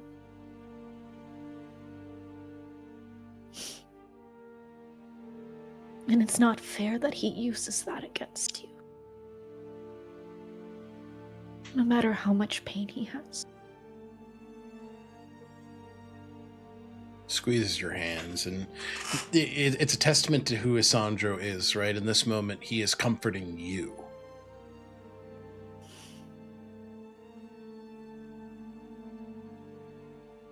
Even in her last moments, she showed me nothing but love. She told me not to blame myself. She was right. Yes, she was. Her final words to me were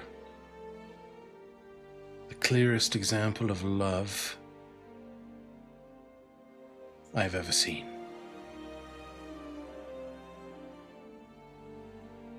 She told me that she loved me. And that she would miss me.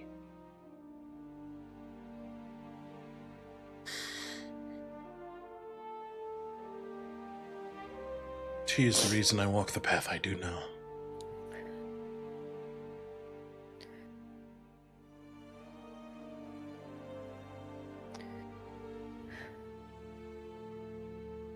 Zio takes his hands and kisses them, just like repeatedly, like holding them close. And finding like always, I think Isandro so often finding a brand new perspective of this man that they have fallen in love with, and gaining so much more appreciation for the tranquility that he exudes and that he lives within.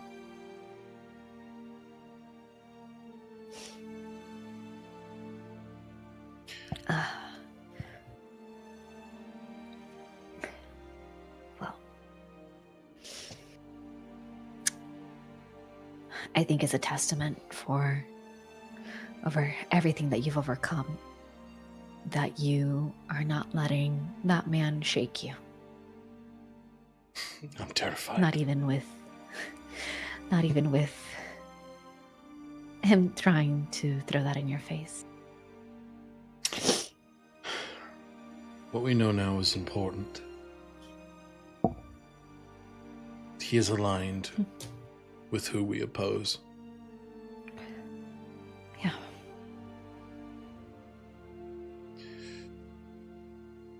That is an important piece of knowledge, and this feels like one of the last puzzle pieces to myself that you all now have.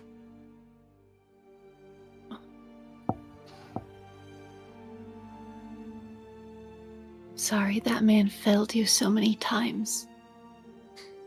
And that today he did it again. You deserve better. Thank you, my friend. And Echinacea going to give Zio and Isandro their space, and they're going to go chuck rocks somewhere. Just angry about it. Understood. Blue, what's Dolores doing in this moment? Hearing this, I know you had a bit of a coughing fit, so I want to make sure you have a moment to say anything if you wanted to say it. She had 26 on her perception and just is consumed with immense empathy. Mm-hmm. She battles a very similar type of shame and has avoided it for much of her life. She thinks about what she could have heard whenever she was in that space and realized there's really nothing she could have said other than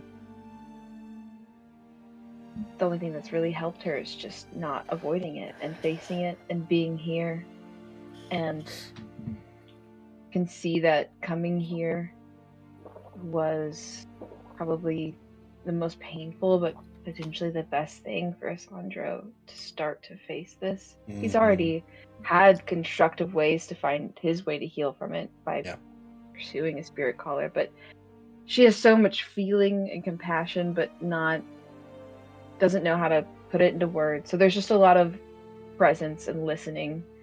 You're two people at different points of the same journey, right? Yeah. So just, I guess, a hand on the shoulder, and I don't know if Isandro had heard was part of the like whenever we went to Minri's magic the day before. He didn't hear any of it, so he doesn't have any of this context. Okay.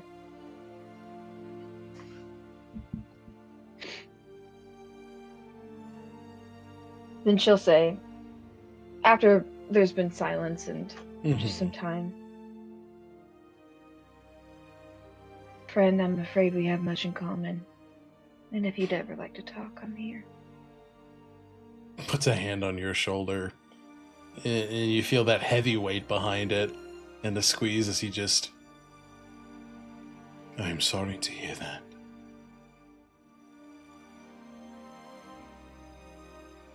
Absolutely.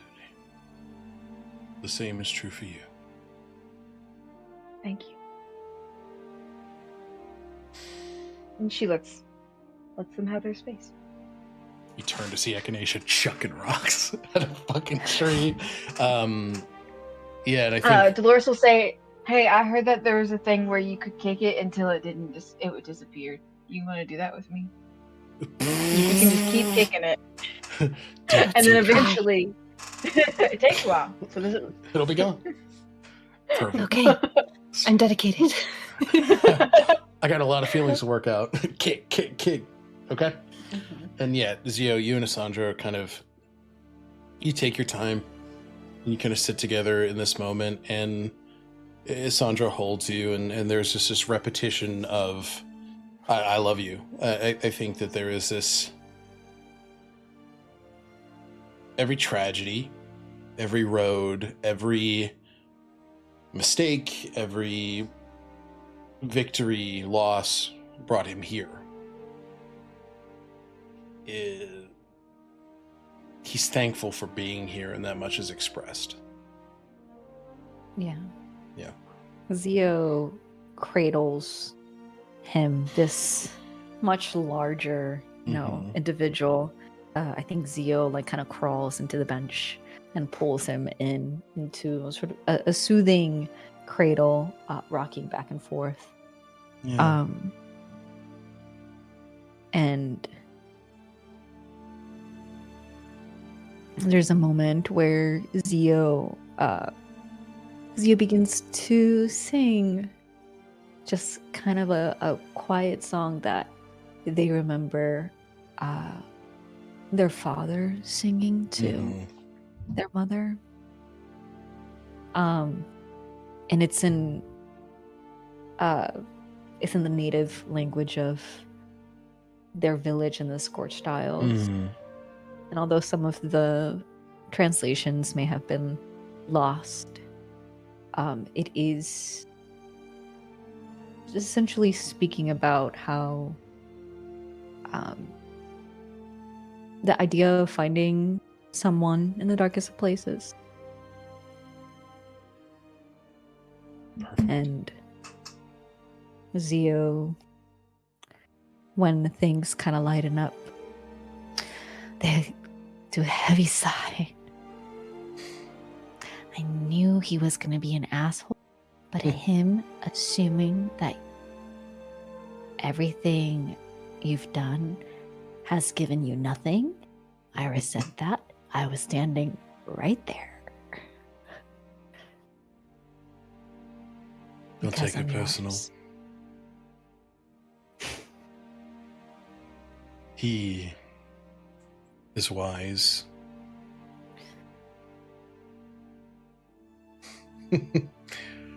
No. It was sarcasm. Oh, yeah. Thank you. He kisses you, and yeah, I think some time passes as everybody sort of lives in these feelings for a bit. Completely valid and understandable. If it interests anybody, if anybody needs to, you can go ahead and take a short rest. But we eventually return to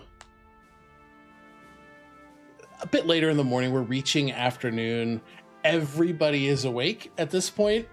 You guys see Lucian and Kaylin laughing with each other, walking kind of arm in arm and just talking. It is very clear that they've reached some semblance of understanding. Lucian got some good advice, and Kaylin did as well. Two very productive conversations that led to a bit of healing and a bit of perspective. So you see these two at the moment closer than they've ever been, both in physicality and emotionally. So the boys might kiss. Anyway. What? Buttons cry. Are you? No. You're so real for that. Happy Pride Month, gays. You see Lorian and Dorlin kind of walking down the stairs, talking, kind of laughing, and sitting down. And Casimir is kind of interjecting, being like, well, we should learn this for the day. Kind of really taking his position as Dorlin's teacher very seriously. Wit is swinging on the hammock outside like it's a swing. You see Wit? You see Wit. Is his chest no longer ignited? His chest Is is that still the case? not ignited. As soon as Echinacea sees him, what? They run over to him Oh, hey, Doc. and grab his shoulders. What? What? They poke where they would have burned their finger yesterday. Yeah. What happened? Doc, are you looking at my tits? That's crazy. What? Well, you could say I blew my load. Okay, wait. What do You you shouldn't mean? say that. I don't think. My favorite thing is how sick of me y'all are. Everybody went, I would say that shit. Echinacea is too excited and curious to be irritated. So valid. Well, Zio dragged me from the party last night. We found one of those gates here. They took me through it to elemental plane of air. There's one not far off. He points in the general direction of it. And we flew. Yes. And I... Zio's not here for this conversation. No. No. Zio is with Asandro. You're with Asandro. You're tending to your man. That's my man. Yeah. I'm gonna stand by him. And I just let it out. The space that I could.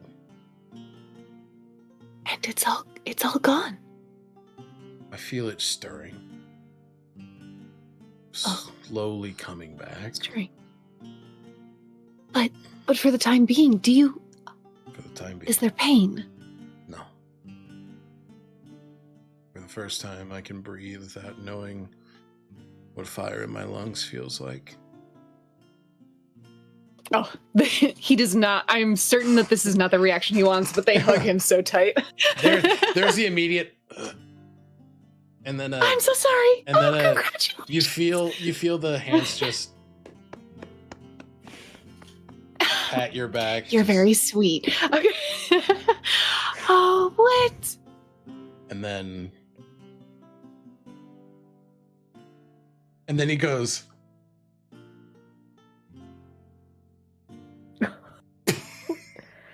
What? Did he fart? What? Yeah, he shit himself.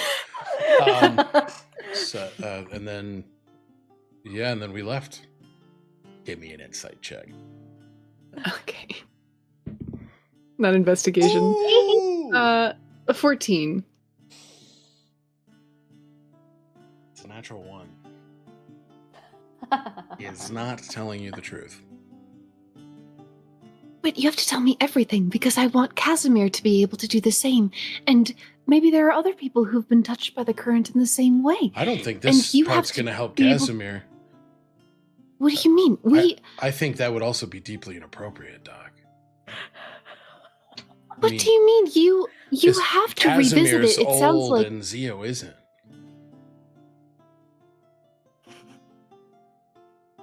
I like a daddy. he's not too old to go to the plane of air. He's not an old man. No, but he's too old to kiss Zio.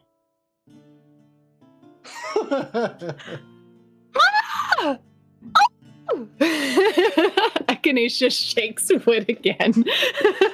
Stop. Okay, sorry. Congratulations. And okay. You really get off on this shit, huh? You're healed. I mean, it sounds like not permanently, but you're not in pain. And this is something you can do again. This is huge. It's also, big. you know, good for you and Zio. Congrats. I'm going to go tell Casimir. Okay. Oh. Bye. Not the kiss part. Actually, I might. You say the kiss part so loud. Incredible. And Welcome in, Raiders. Hello, happy to see you. Thank you for the stretch. Hello, Raiders. Ooh, ow. Thank you for the stretch.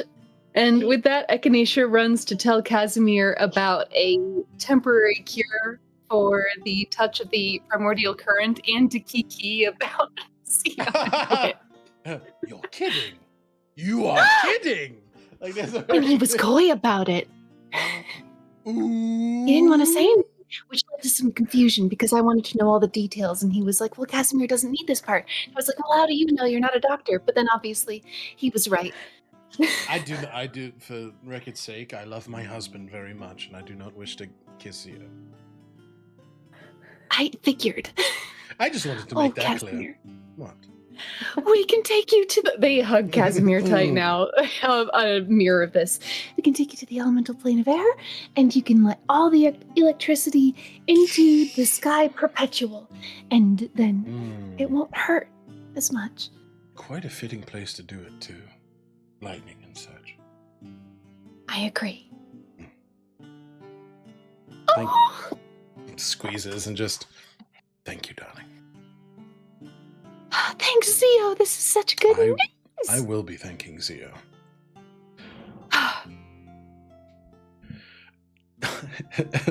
Lucian and Kaelin sneaking around the corner. What are we thanking Zio for? I have gossip. Gossip! Tell you an important word. Okay. So, like... Yeah, it starts going around. Dolores, what are you up to in the time after the kicking? There's a kiki happening.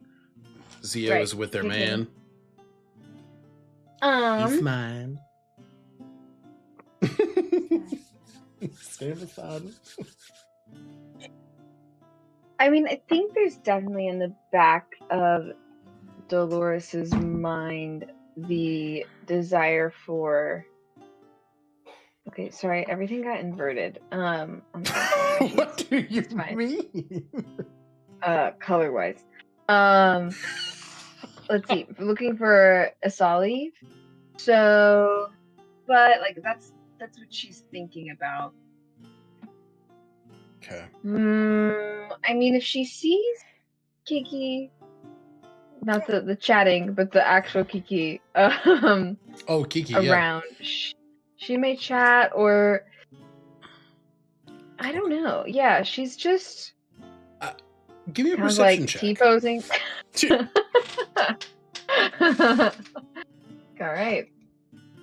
Guess I have my whole life ahead of me if I'm gonna try to work through this guild. My whole life ahead of me. Not trying to shorten it in the Crimson Mask and things are just kind of settling. That's so funny. Yeah, perception? Yeah. Perception. Perception. You do not see Kiki. But you do hear the sort of like ring in your ear as a familiar voice reaches out. Hey, kid. It's been a minute. By a minute, I mean a couple days, but I haven't seen you around. Where you at? Milo. Is that Milo? Yeah. And I know that, like, it is Milo. You have a brooch that is a sending stone that he and his wife have. Right. So that is how he's reaching out to you. You can give me, if you're curious, you can give me an investigation check to see if you can discern any sort of, like, just to ensure that it's him, if that's something you're concerned about, which makes sense given the history with changelings. 7? It sounds like him. Mm-hmm. Yeah. It sounds like him. There's no, you're not even leaning on the things that you heard that sort of called it out in the first place. You're not getting any sort of red flags at the moment. Okay. And it's through the brooch. It's not like a exactly. Sending, but that could be something that could be stolen. It could be, yeah. But she's gonna duck into the treehouse. Okay. And just for some privacy, like sit up on a branch, as she's like chatting. Milo, yeah, I'm good. How are things? Rough over here, but that's all right. You safe? They'll ever be. What about you? Well, Babs and I had to find some place to stay. The Iconium kicked us out of the mask. Fuck. It seems our days of hosting fights are over. For now. They interrogated me. They interrogated Babs. Some of the nurses that were here. Try to get a hit on you. Nobody said anything. But they're looking, and Sophia's with them, baby girl. I know.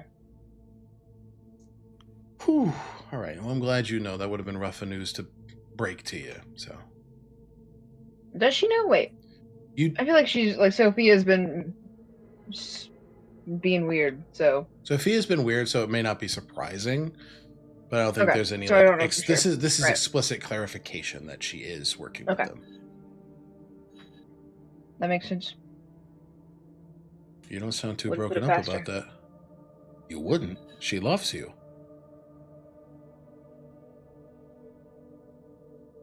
Yeah, I kind of left her in a tough spot. Suppose I deserve it. But I don't think love equates to someone knowing what's best for you. So. That is a You need solid anything? nugget of advice. No, I just wanted to know if you were okay. We got a spot. We're staying. It's all right. We're trying to stay out of the Arcanum's nose hairs. They're getting a bit. The presence is seen downtown now, much more than it was before. So we're nervous, but we're okay. Will you let me know if anything else changes, gets worse? Yeah. Yeah, of course. I'm not in a situation where I can help much now, but I could be in the future. And I'm sorry. You don't got to apologize for shit, Dolores. Not to me. Not for that, not for causing trouble.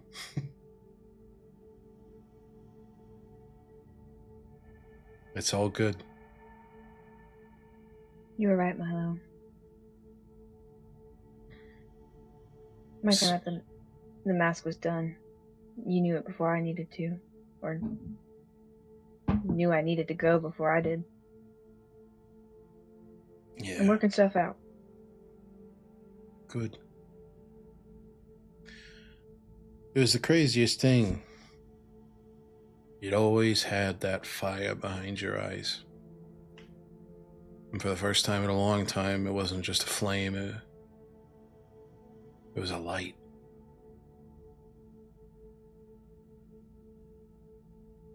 That's something you notice. Do what you gotta do. I'm always gonna be here.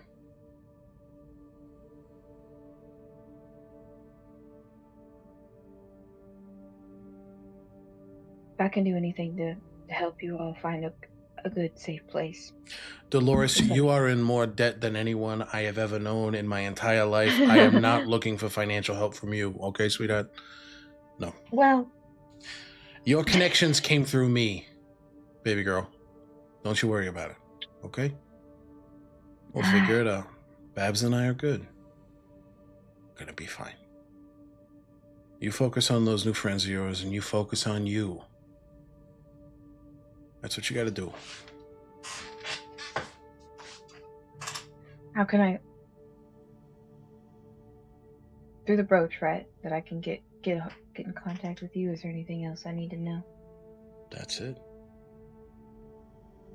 Alright. Love you, Milo. And Babs, too. I love you too. She's napping, but I'll let her know.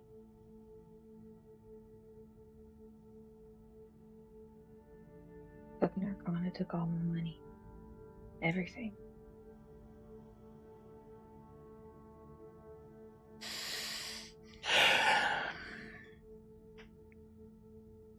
Well, fuck him. We'll get it back.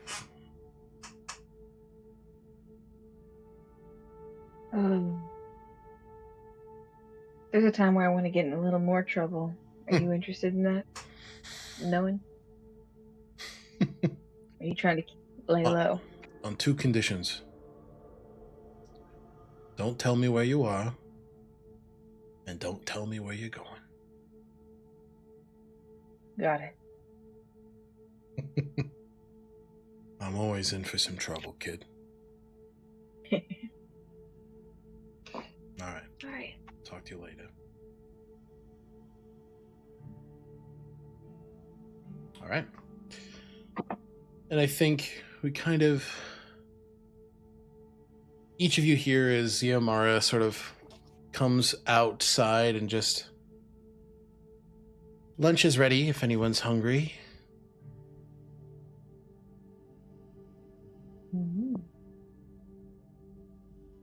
Can I help you set the table?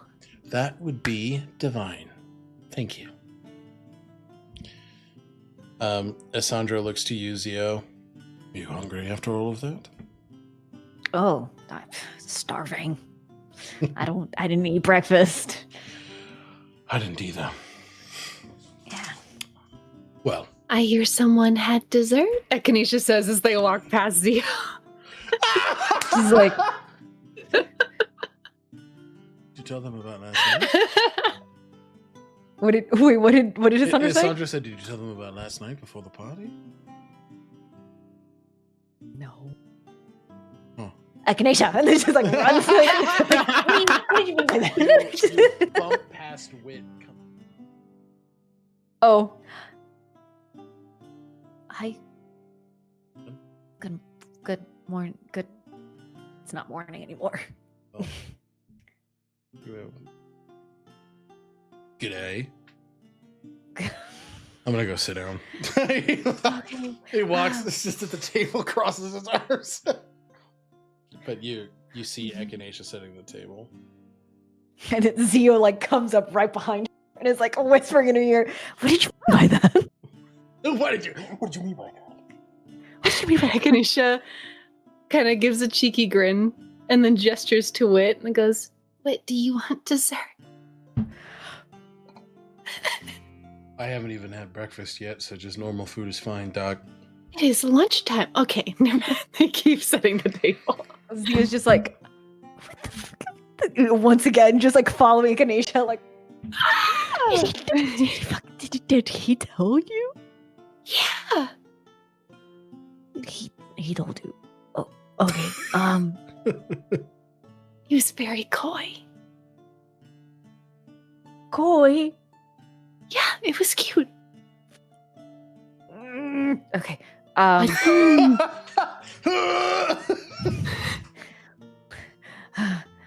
Why? What's? No, it's just different at every turn with him. It's just more things that I find endearing and attractive, and it makes me aggressively react to things. Go shake him. That's what I did. It's cute aggression. But Zio is going to just glance at Wit, and there's of course a little bit of a blush on their face, but right now they are kind of also just focusing on Alessandro. Yeah, absolutely. So they're going to walk right past Wit, and I think as they walk past him, his tail does find Wit's and sort of like gay curls. Yeah, just like the slightest little pass before going over to Alessandro and sitting beside him. Yeah, you go make your way towards Sandra, and as the tail kind of curls and begins to separate, you feel Wit's hand sneakily just grab and like pull, but then he lets you go. I knew that one was gonna get him. I knew that one was gonna get him.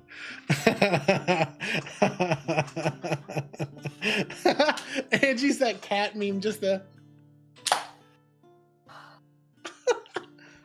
I gotta find. I'm free. Okay, I'm ready. Let's go. You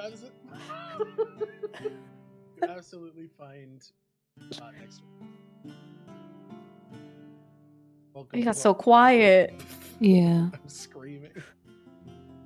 Oh. Angie was that gif. Okay.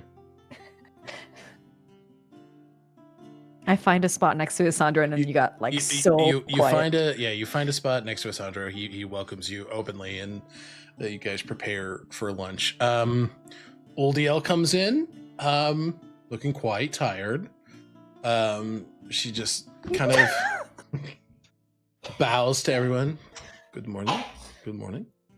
Well, good afternoon. Yeah. What?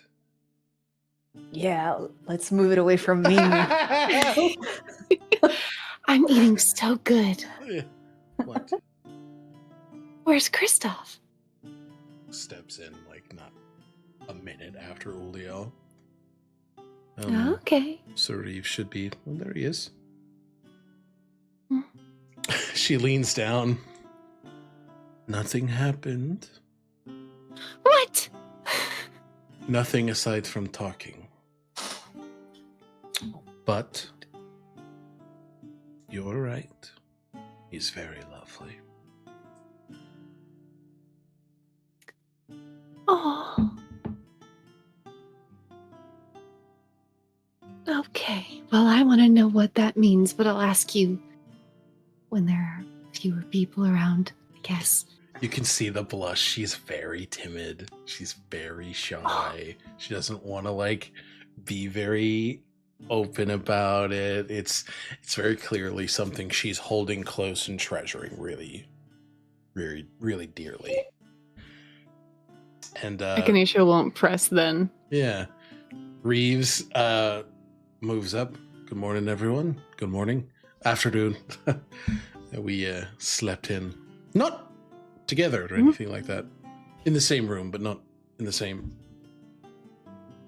Thank you for the explanation. I'm going to sit down. Uldiel giggles and like grabs your hands, Echinacea. Could I ask you for some advice later today? Of course. Okay. Of course. Of course. she leans in and like very, very gal pals like, right? Like her cheek kind of rests on yours for a minute. I have no idea what I'm doing. That's my favorite part. Okay, we'll talk later. She gives you a very tender, like, squeeze and just goes and sits at the table. But everybody is in here and lunch is served. It's a very light salad with something akin to like fresh pita with like meat that you can put on it. Just like a is that like bunch. frozen? Okay. Hello? It's akin. Am I back? Yeah, you're back. Okay. Like akin to a pita, where you can just put meat on, eat it, all that jazz. Nice. Bread. But yeah, you all eat. Any conversations that are had around the table or anything like that? You're all sitting around this really large table. You see Uldiel not sitting directly next to Reeves, but like looking over and like laughing at everything he's saying. Lorian and Casimir are sitting with Dorlin between them. They're both kind of like looking at the spell book, and Casimir's like swatting Lorian's hand away. And so like, I am the wizard here. Move. Like very clearly. Isandra is sitting next to you, Zio, obviously, very closely. Directly across from you is Wit, who is making kind of that passing eye contact, but just kind of absorbing the space. Dolores, you're sitting next to Io. Io is sitting next to you, Zio. You're then flanked by Eolus and Ziamara, and then Echinacea, you're pancaked between the boyfriends. Echinacea is looking up and doing the like ping pong match of just watching them be cute and interjecting every once in a while, but just kind of relishing the fact that they're getting along again. Yeah, and it's very clear. They're. And no, I didn't get much sleep last night. It's fine. It's because my feet hurt. You're a rogue. How come you're not used to being on your feet so much? We were just dancing. Yes, but you move a lot. Well, yes, dances are supposed to be seen. They're supposed to be everywhere and vivid and beautiful. I read in a book. You read in a book once about how dances. Like they're biting at each other like they always have, but the air is playful. The air is doting. The air is lovely. They, lean down. We saw you dancing with Iola. So like they're not excluding you from the conversation, but it's clear that they are on the same page now. Perfect. Perfect.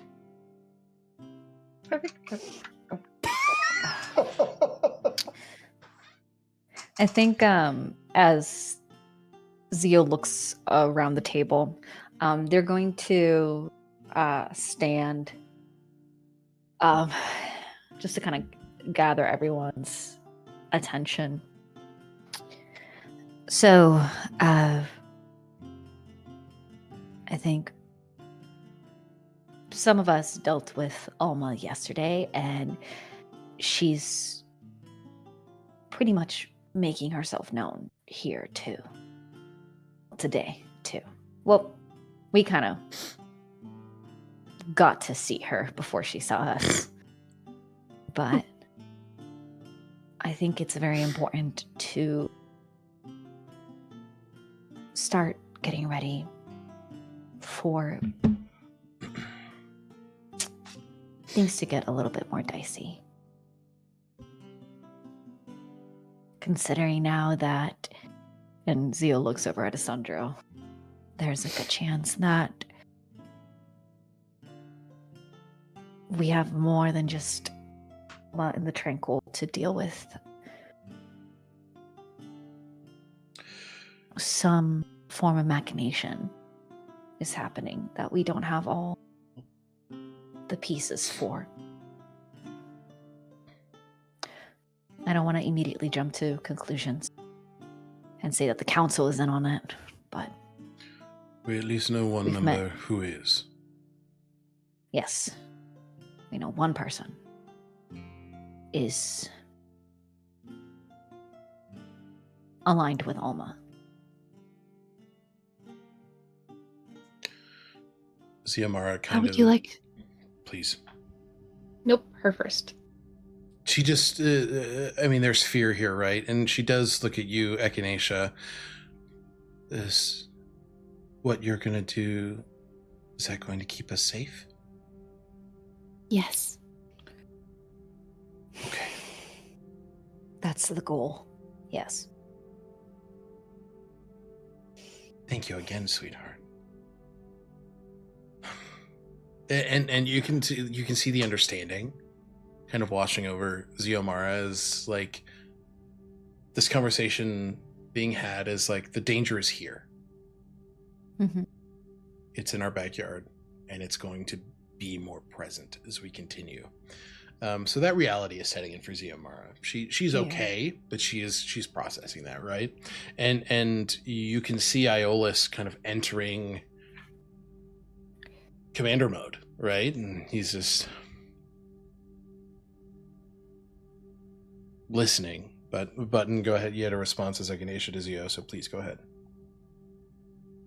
Echinacea was just going to look up at Zio as they're commanding this space and having this, like, with this presence. Echinacea is just going to ask, what would you like us to do? What do you want to do? Well,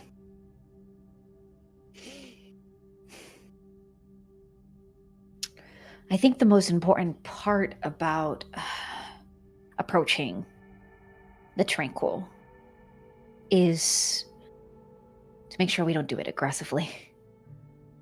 I think more than anything, they have, I think in their own way, they have their trauma. Right? They've experienced a lot of bad, which I think that's the only reason why Glacia and Kaletra want to get rid of the current. I mean, we got lucky with Istris. I want to say that was purposeful, but a part of me can't deny the fact that it was a little bit of luck. Don't sell yourself short, Zio. You spoke very wisely and made good points. Is that Isterus? The wood of the table what the- begins to shift as a branch becomes a man standing aside. It was not just luck. The window opens as a bird shifts in. Helitis. Well, you two certainly know how to make an entrance. It will fit under you. Echinacea will say to Isterus. Isterus says, I have not been here the whole time. Oh, okay. Adolf is like, oh, thank God. Well, for those of you who don't know, this is Istrus. I think everyone else has met Helitis. You see your dad go, you. Oh, Mr. Marino. You target my kid? My kid!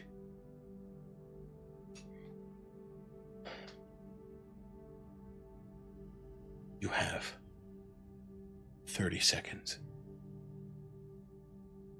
to explain yourself. He looks back at you, Zio. And what's Zio's expression like as you're looking? You see Isterus and Helitis here. I think Zio does have like this wide-eyed, like worried look. Yeah. Cause but at the same time, there's like this like earnest expression of gratefulness because regardless of the power that Isterus has, that's my dad. Mm-hmm. My dad's standing up for me. Yeah.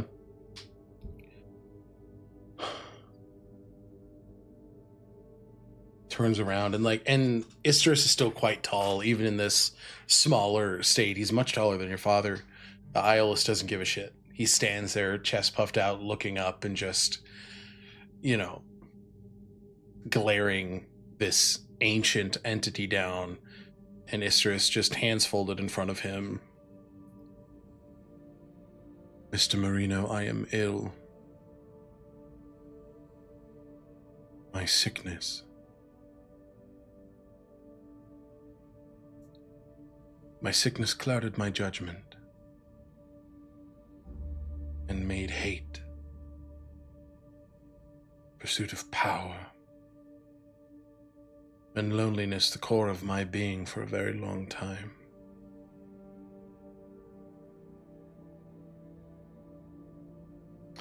I saw a passion in your boy that I held once in my own youth. One that led me to believe I was capable of anything.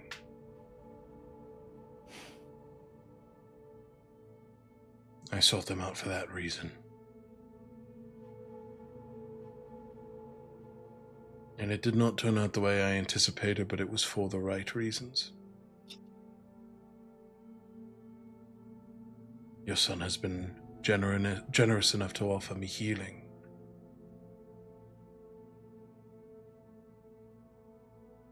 And I accept it. And I apologize to you, sir. To you, madam. Looks to you, Zio, and to you. For my manipulation.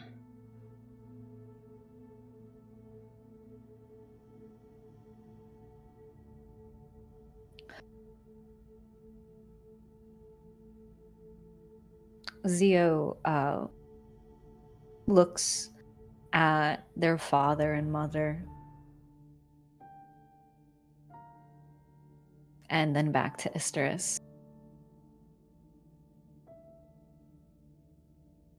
Well, I know my decision is what matters in accepting your apology, which I do. I can't say the same for my father and my...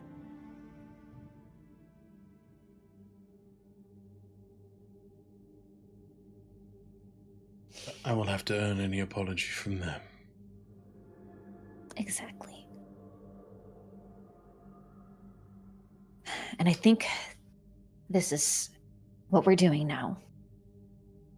It's the perfect step, the right step, and making sure that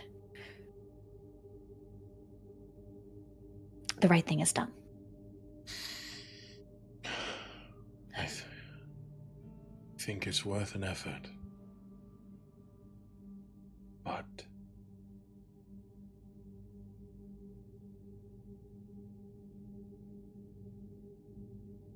they work with your government.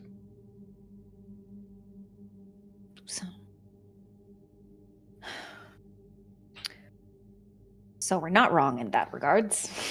No, All of it? not all of them. The leader. All 5? No, the most charismatic amongst them. The man you spoke to this morning. And another. He has made an agreement. Oh, Coletra and Glacier. ooh, which one? Which one, what? Is he working with? The other Counselor one. Catolo, and then what other one made the agreement? Counselor Mhm. Patelli. What do we know? What does the Marino family know about Counselor Patelli? Counselor Patelli is very similar to Andres in being a traditionalist, in being someone who appreciates the old ways and wants to lead the Scorched Isle forward using the old ways. This agreement, Coletra and Glacier would destroy and reset the current and would make the Isle the seat of its power, the bedrock of its creation. In Mother's Hearth, specifically.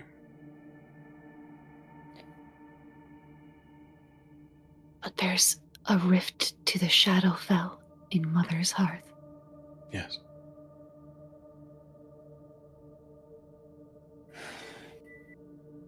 I don't pretend to be an expert in planar interaction, but wouldn't that... It would cause much trouble.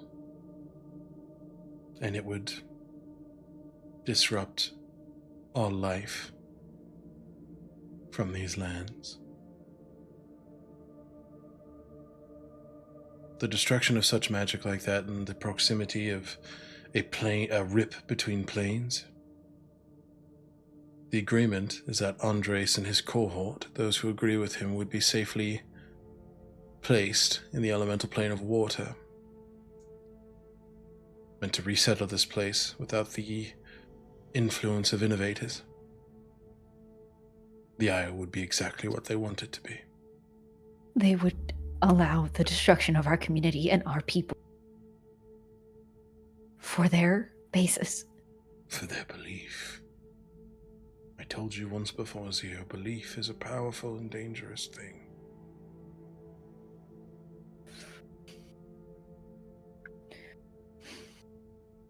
We have to stop them. Oh, definitively. Yes, we do.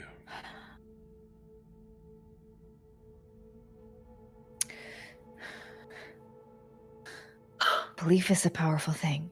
I understand that.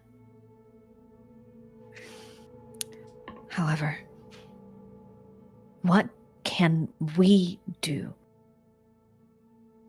to negate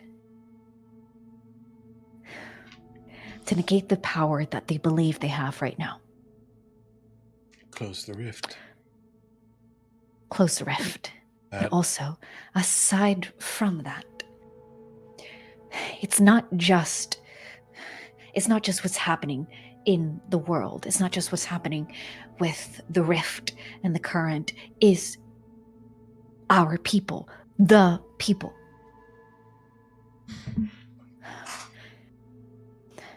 I said it yesterday that we shouldn't be forcing anyone to believe any one thing, but we have to make them understand. We have to make them believe.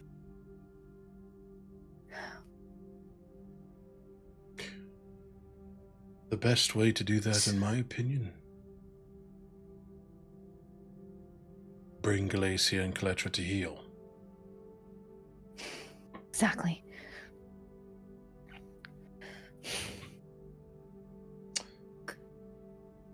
May I suggest that we have in place evacuation strategies in the event that Andres Catolo gets what he wants? Not for ourselves. I'm not talking about us. I'm talking about the people in the village.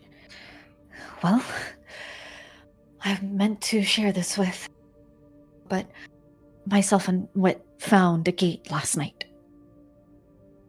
A gate to the elemental plane of air. I don't want to think too much about this particular thing, but I'm curious if there's other ways to move through the elemental plane of air, if there's ways to find other gates throughout the Scorched Isles, and how that could potentially be shared as a mode of safety and also a shelter. Not dissimilar to what we were thinking about the Armada. Alec? How familiar would Echinacea be with the shifts that happen in someone else's prelude? I would say pretty aware. I will ask for an Arcana check, but I will ask for it with advantage. Oh, that wasn't with advantage. I just rolled one. 16. Yeah. Your DC is 15. You're able to tell what stage the prelude is at and what it's capable of. You can even see the blue flower, Minri's flower, sort of igniting the newness of Zio's prelude and sort of showing you the sequences to particular spells, abilities, capabilities. So, yeah. Zio. The things you want to do, the things that you're asking if there's a way to do them. You already have the ability. I mean, I do get like the Omine being like, sky's hot every single time I find one. So yes, if that's what you're talking about. Well, you want... So what is your goal, as I understand it, is to find more portals to the elemental plane of air on the island? Yes, well, find more portals through the elemental plane of air. I'm thinking that potentially if I go through it the same way that we found the portal to Bildaguatu, I could maybe find other portals to different islands. Or to the different islands or cities, just different locations throughout the Scorched Isles. I was thinking, I don't know, and it's all a theory, right? But there's one here, there's one in Bildaguatu. Why wouldn't there be other ones in the Scorched Isles? And also, what if there's other gates throughout the world? Zio. Echinacea's going to just put a hand here at the tip of your tattoo. You have the capacity to commune with the world. written upon your chest. You can ask it, and it will tell you where those portals are, where you can go to get to those planes. It's written on your skin. And Zio kind of looks strangely at Echinacea and then down at their tattoos, which their tattoos are still have that sort of like shimmery, glowy look to them now. There's like this perpetual kind of hazy glow around Zio.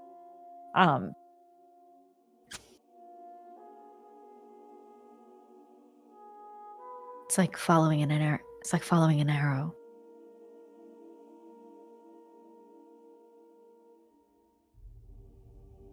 And Zio feels as they slowly press their hand to their chest, and in a sparkle of Minrian magic, they pull out a translucent, shimmering arrow from their own skin. And as they hold it, Zio will whistle as the arrow begins to fly quickly in a direction, and a trail following it out. As Zio casts Find the Path for the first.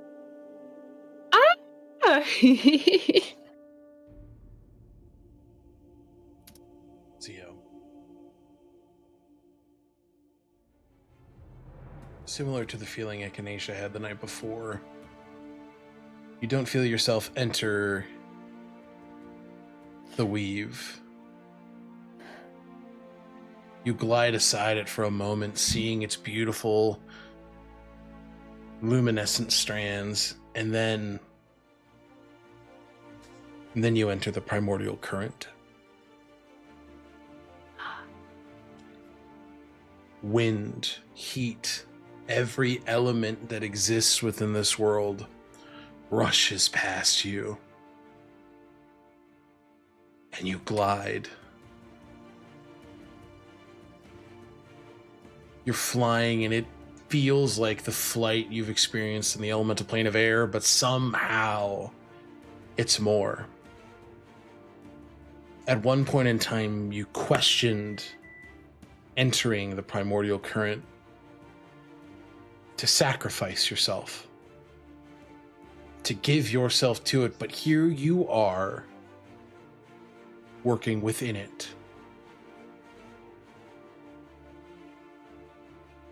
Your arrow hits its mark. And right in front of Mother's Heart, not too far into Bildagwatu, this forest filled with monuments to those we've left behind. At the base of this structure, this creation that everyone in the Isle holds dear,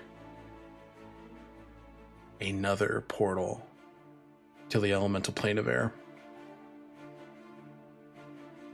And then you all hear a knock at the door. And that's where we're going to take our last break. Not the music changing immediately. Yeah, wait. Wait a minute. All right. We'll see you later, guys. We'll see you in about 10 minutes. Bye. Bye. You soon.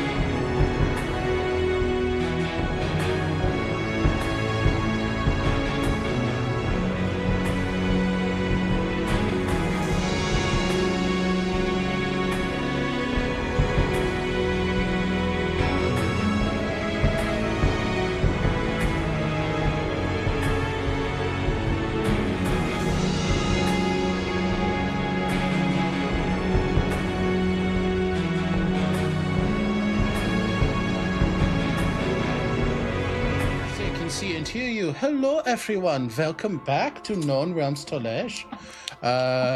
Zio has just found the path to the next gate to the elemental plane of air, and there has been a knock on the door. I will say, I feel like when the knock happens, I feel like this has been such a shock that Zio drops concentration on the find the path.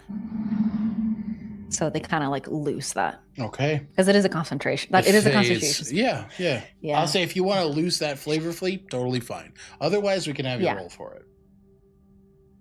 I think flavorfully. Okay. I think it's... I respect that choice.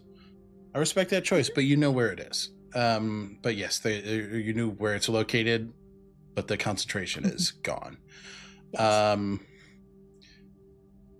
Aasimar just says, "We are full of guests today. Give me a moment." She walks over, opens the door. "Hello. How can I help you, sir? Is this the Marino home?" Echinacea. You heard this voice not a day ago. Back up. What? No, not you, Xiomara. Echinacea will get in front of Xiomara. You see Severian standing there. Hands locked behind his back, just looking down at you. He is alone. Where are your companions? They are gone. They are headed back to accomplish the first note in your terms. Reaching out to the Mind Guard Corpore. Can I insight check him? Yes, you can. Fuck me. 12! Rings honest. What's up? I can only assume that Kaylin, Lucian, Casimir, all these boys are like, fuck this guy. Everybody's getting up. I will say that everybody's getting in like a defensive position behind Echinacea, but they're not taking the autonomy away from them. They're backing Echinacea up. You see Lucian sort of backs to a corner, pulls out 2 daggers, ready to throw at a moment's notice. Kaylin, Echinacea, you feel a tap on your shoulder as Death Ward is cast. Casimir, give him a reason to cast Lightning Bolt and he'll do it.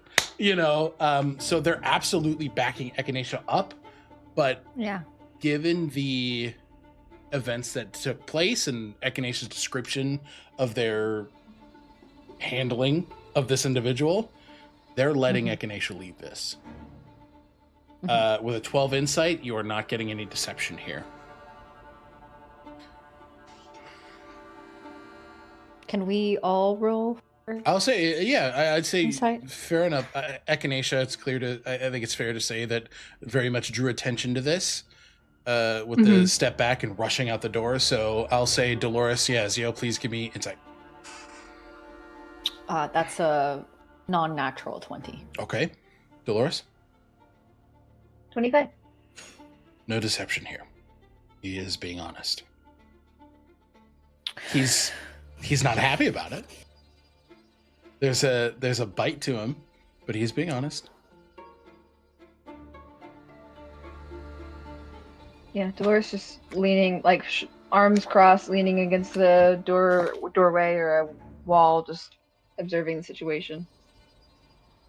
And I think Zio is standing arms crossed as well, from within the Marino household, but it's very clear that Silverian will likely notice the very striking and massive figures, 2 elemental entities who are also with us.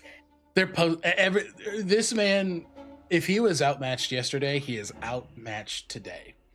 That much is very clear. I think Xiomara opens the door to like make that even more apparent.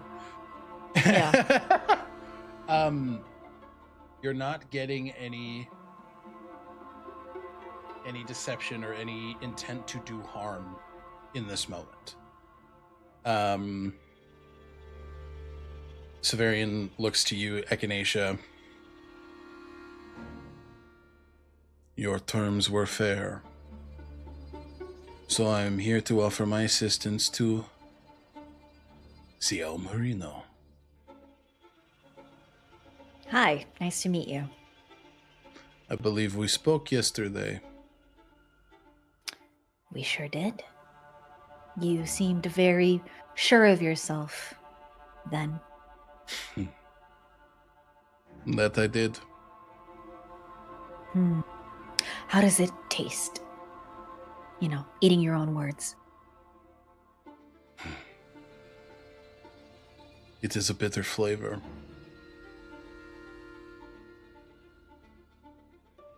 Well,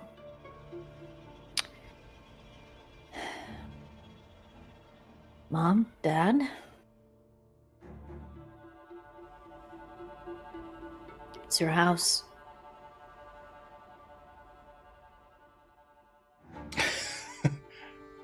Iolus kind of looks at the room, looks back at Silverian, and looks to you, Echinacea. Echinacea looks like they're about to throw up. They're incredibly tense, and they've gone like bleached white, just absolutely bloodless in the cheeks.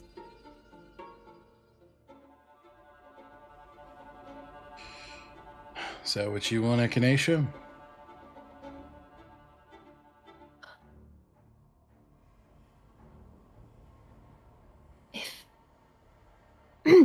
If Zio would like to accept Severian's aid, then that it's not my choice, and I am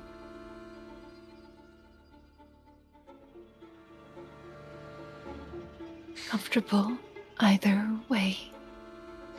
You feel a hand glide down your wrist and squeeze. Kaelin, standing next to you, holding your hand.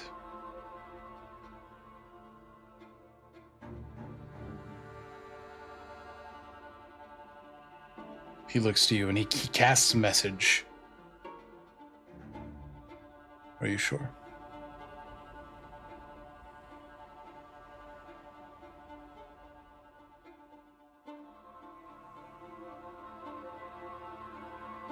I don't feel terribly sure of anything at the moment.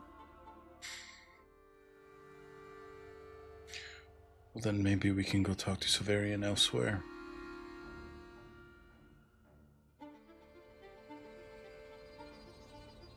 Where? I don't know. Not here.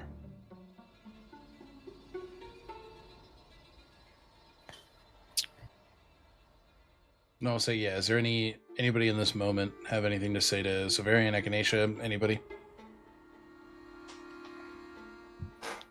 Does Dolores have anything to say? CSP. She's rubbing in between her eyebrows for a minute, and if there is a space where there's clear calm. I mean, it's tense, but there's quiet, if that's Yeah. what you mean. Yeah, Yeah.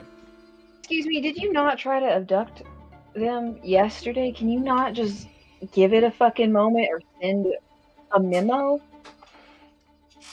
Respectfully? We have shit we're dealing with now. What's your timeline? I've come to offer my aid for the things that plight you. I was bested yesterday.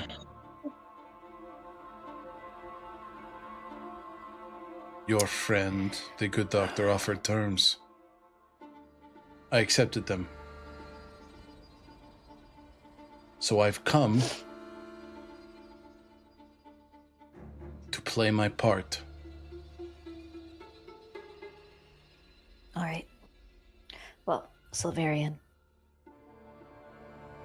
thank you for coming. And in that regards, you can go ahead and go back to your queen. Tell her yourself what transpired between you and Echinacea. Tell her the kindness and the fairness that Echinacea allowed you. And tell her that when you did your part based on their terms, and you came to Marino to provide your help, Marino turned you away. I don't think we will need your help, considering that Echinacea is on our side.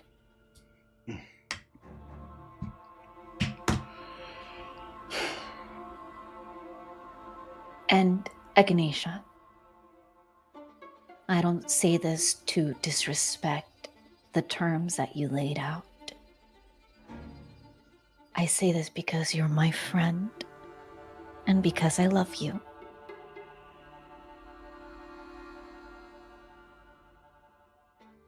I would rather eat dirt than work with someone who disrespected you to the point that this person did.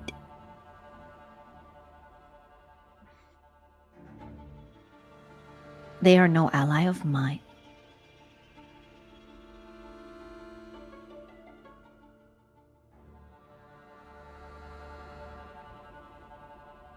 I understand. Echinacea will turn to Severian. I thank you for agreeing to my terms and for offering your aid. I will keep to my part. I will assist you in aiding Koliada after my business here is done. Together, we will free her from Kervaith's grasp.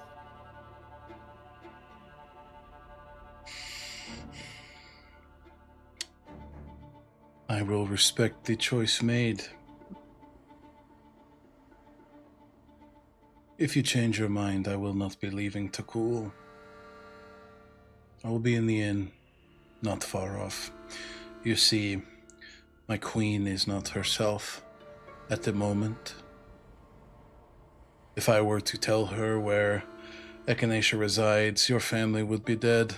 That is not a threat, that is reality. She would come here and raise this humble village to ash. He nods to an amulet of non-detection on his person. In this action, I keep you all safe. So, if you wish for a mage who can tell you the exact location of your enemies, you know where to find me. Sir, if you are so amenable to this, why did you not start just leveling with the good doctor, and you just decided to abduct somebody that had already just... Already just what?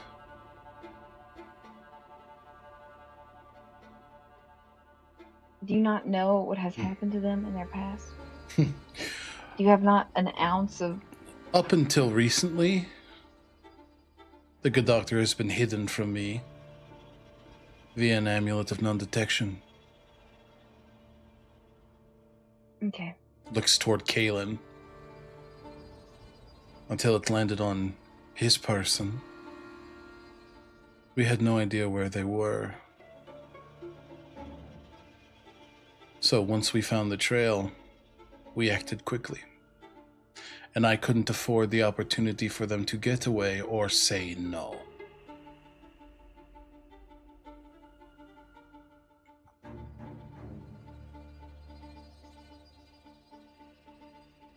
Your lack of forethought makes me think that you wouldn't even be a very helpful asset on our business here. Unless Dolores, Echinacea, do you need a time to think about if this is a person that we would like to use? Zio has already said no. Our terms were contingent upon their agreement. Am I incorrect, Dr. Belrose? Our terms were that you would offer aid, and that regardless of whether or not Zio accepted or declined, I would eventually aid you in restoring Kuliata to her rightful mind, which is a task that I am dedicated to. Yes. Genuinely. And instead of leaving, I make my services available still in Olive Branch. But I accept the answer. I acted in desperation to save someone. Someone I love and respect.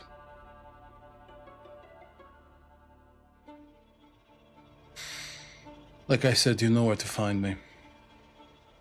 And he begins to turn on his heel and walk away, unless anyone stops him.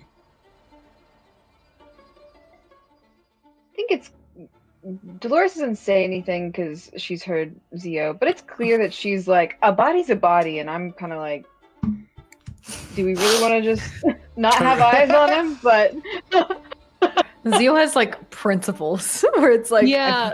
this guy. And not only do I fuck how Echinacea. badly it's affecting Echinacea. Mhm. yeah, so Dolores is like, all right. A body's a body is crazy. Look, she's Does- changing, but she isn't No, 100%. I an get it. entirely different person. I get it. Does Oldio say something or anything? She doesn't say a Maybe word. I would- She Okay. glares at this man, and Echinacea, by the time you turn around, Uldiel is directly behind you, fucking sirring. Like what Sir used to do, she is doing that mean right dogging now. behind. Yeah, looming. Before Echinacea turns around to see Uldiel looming, they do just cast a message as Severian is walking away before he gets too far, Mhm. not to make him turn, but just to say, "Thank you. I will keep to the terms as you have. I am grateful."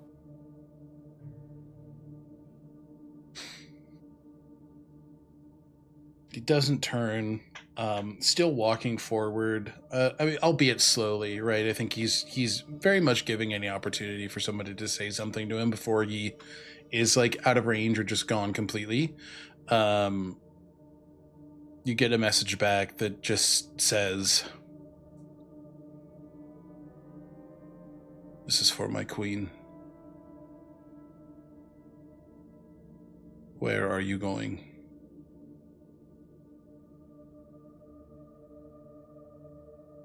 Where am I going? Yes, he's asking you if you know where you're going next. Echinacea doesn't. No, he doesn't know that, obviously, right? Yeah.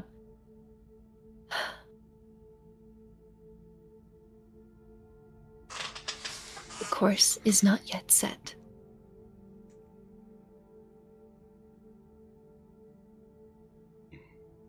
You see, doesn't turn around, but there's a nod. Room 10 at the Coral Cove. Walks off. Echinacea turns around and there's just Uldiel's armor. Oh, Okay. yeah. No. She hugs.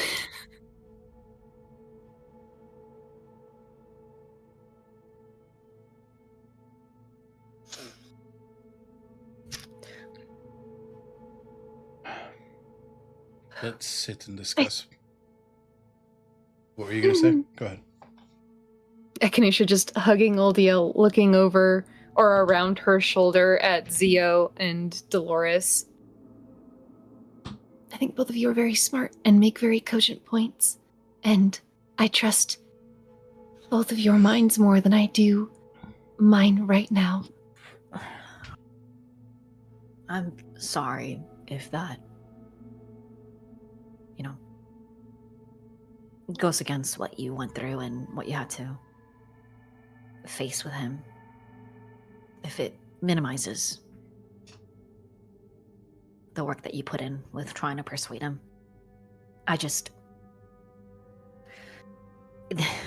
This isn't dissimilar to when I was pissed at Whistle about the Legionnaires.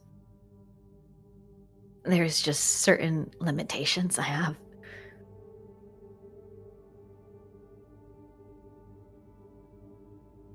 I think that your boundaries are wisely built. But that man can give me back all of my memories. And he can lead me to the woman that Kerfaith has forced and ensorcelled to kill her children and her children's children. He did terrible things to me, but he and I have goals that are aligned. That's all well and good, Echinacea, and I respect that. I just don't think that right now, having him here was beneficial. One, because I don't like him. Me neither. Yeah. I don't like him. Yeah. And like, it doesn't change, like you said, things don't change based on the arrangements that you made. I just didn't want his help. I respect that. Yeah. And I wanted And the if he choice goes- to be up to you. I appreciate you so much for thinking about our situation and this situation. When Echinacea,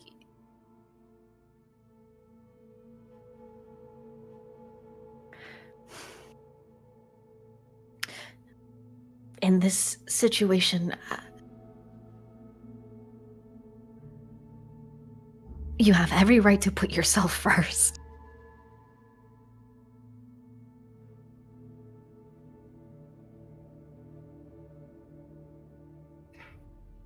And that's not up to me to decide.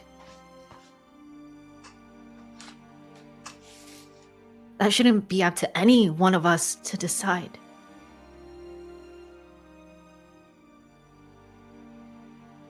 I suppose that's why.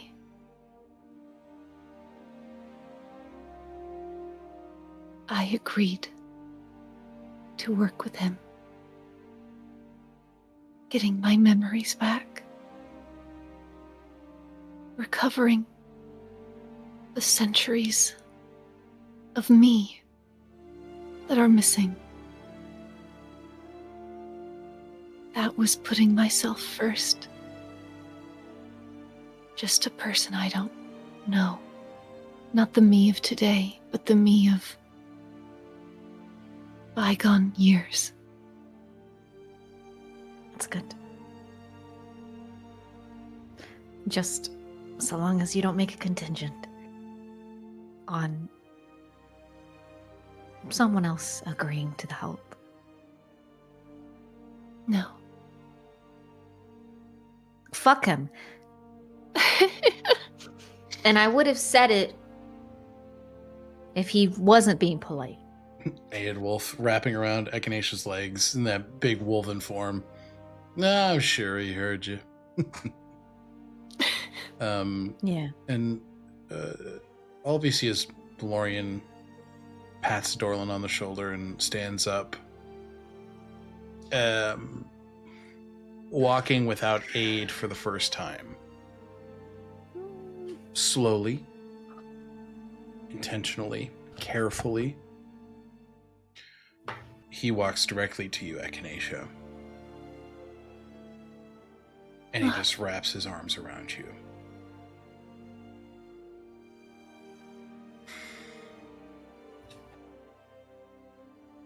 Echinacea. Lorian. I love you.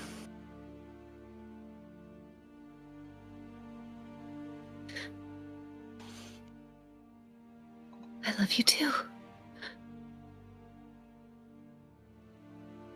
I love you too. I know exactly how hard that was. Because it was hard for me too.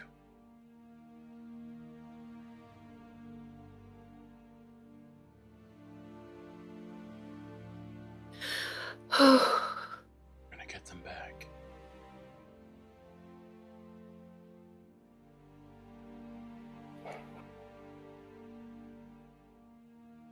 Yes, we are. Kisses your And forehead. we're gonna save your great-great-great-great-great-grandmother. And Maybe afterwards she can bounce me on her lap and we can talk about all we've missed. yeah. Not the time to be funny. You're right.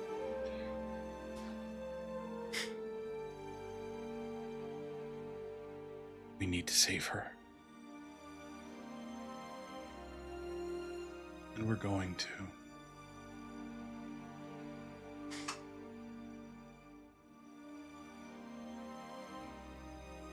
Lorian does put a hand on your shoulder, Zio. Thank you for saying everything I wanted to.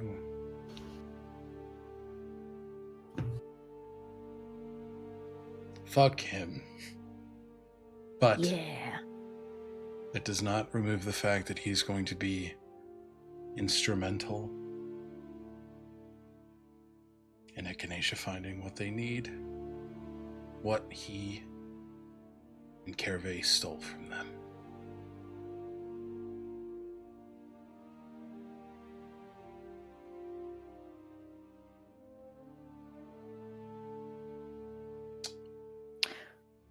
Well,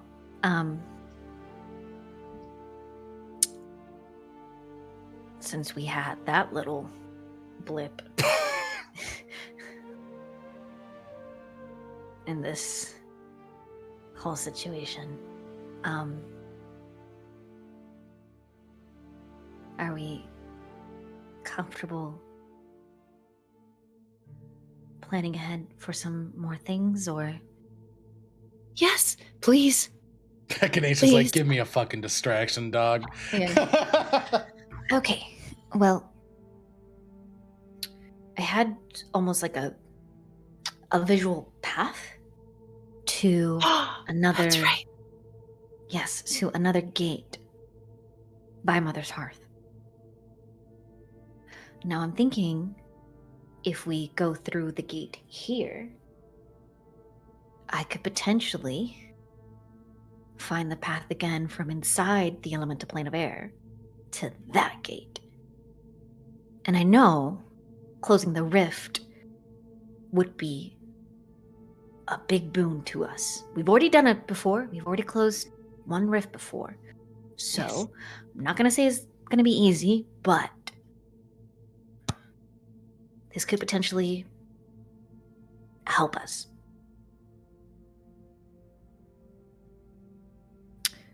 I think if we close the rift, Istris,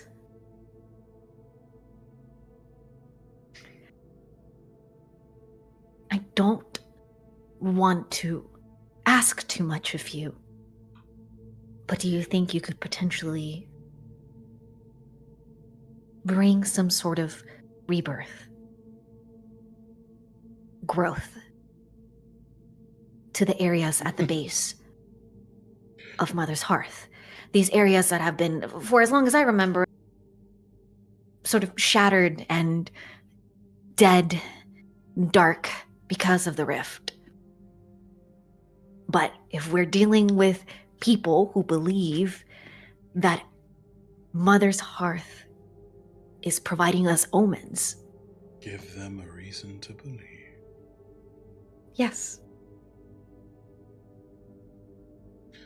This Tanaka may be driving me mad, but it should give me the capability to cultivate a garden. At least at speeds with which you are speaking. Do we have any sort of... Echinacea, do you have any kind of a quick response to help Istris right now with a little bit of the sickness? Tarnakam sickness? Alec. Do I? We have discussed this in the past. You I've forgotten. do have the ingredients. It will take 6 hours to craft something. But you do. Yes. I need not immediately. I need the evening. I have to work. Well, why don't we prepare for the rest of today and we'll head to the gate tomorrow? If that sounds okay with everyone. Everyone nods. Iola's sort of perks up.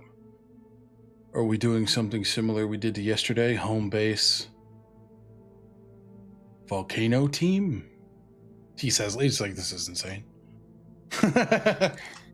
I think so, especially with Alma being around.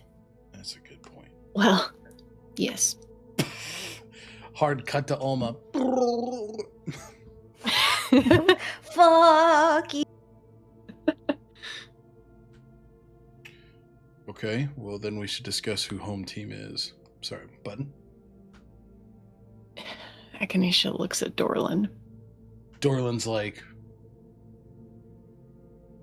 I don't want to go in the volcano. No, I'm not asking you to go in the volcano. What?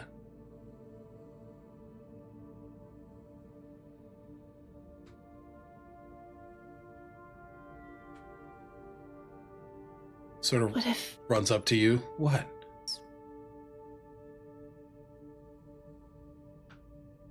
If things go poorly, and we have an evacuation plan,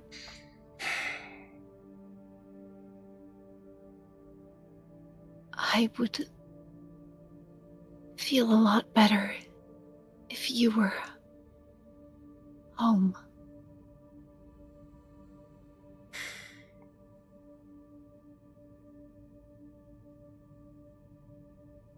I don't want to leave you. I know you don't. I know I want to see your perfect face every day. I don't actually want you to leave, but I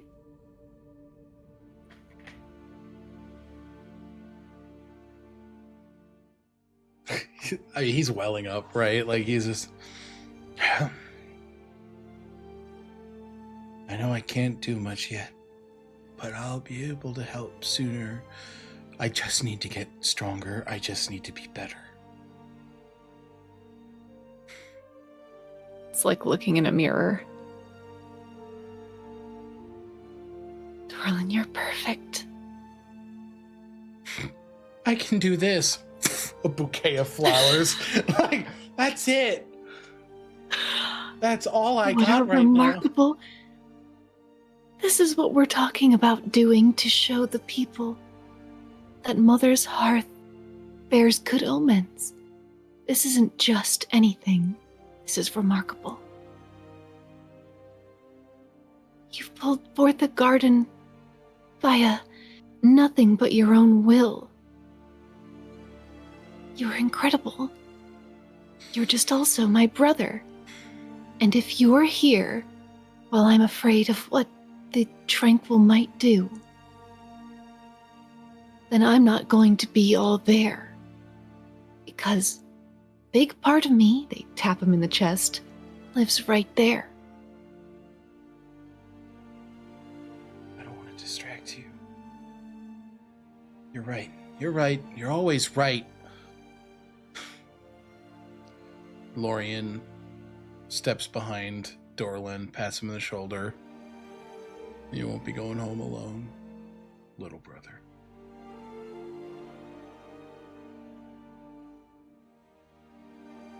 We gotta let them do what they do best. And they do it damn good. think Lorian looks at you, having had conversations with you where you've shared a very similar sentiment to Dorlin. And Echinacea can't remember them. They remember one conversation where Thandril and Echinacea yelled at Lorian for trying to leave them behind. I know I'm a hypocrite. And I'm sorry. No. You're right. I'll take him home. We'll let you focus. Because talk about magnificent.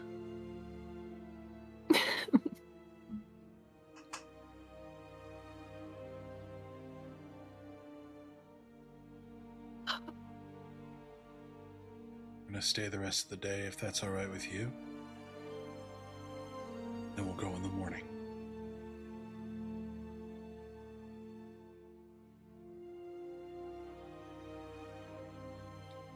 Reeves kind of looks. I'll stick to my duty and keep the both of them safe. Oh no. Echinacea looks right at Oldiel.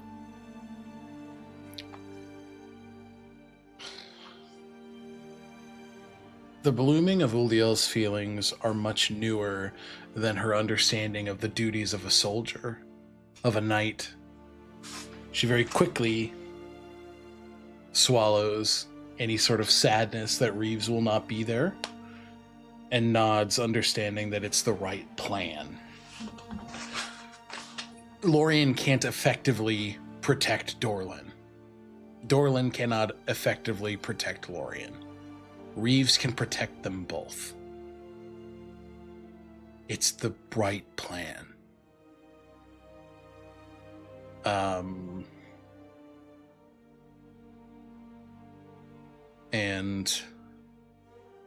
Isandro very quickly stands up. I plan on going with, if we're making declarations of where we're going.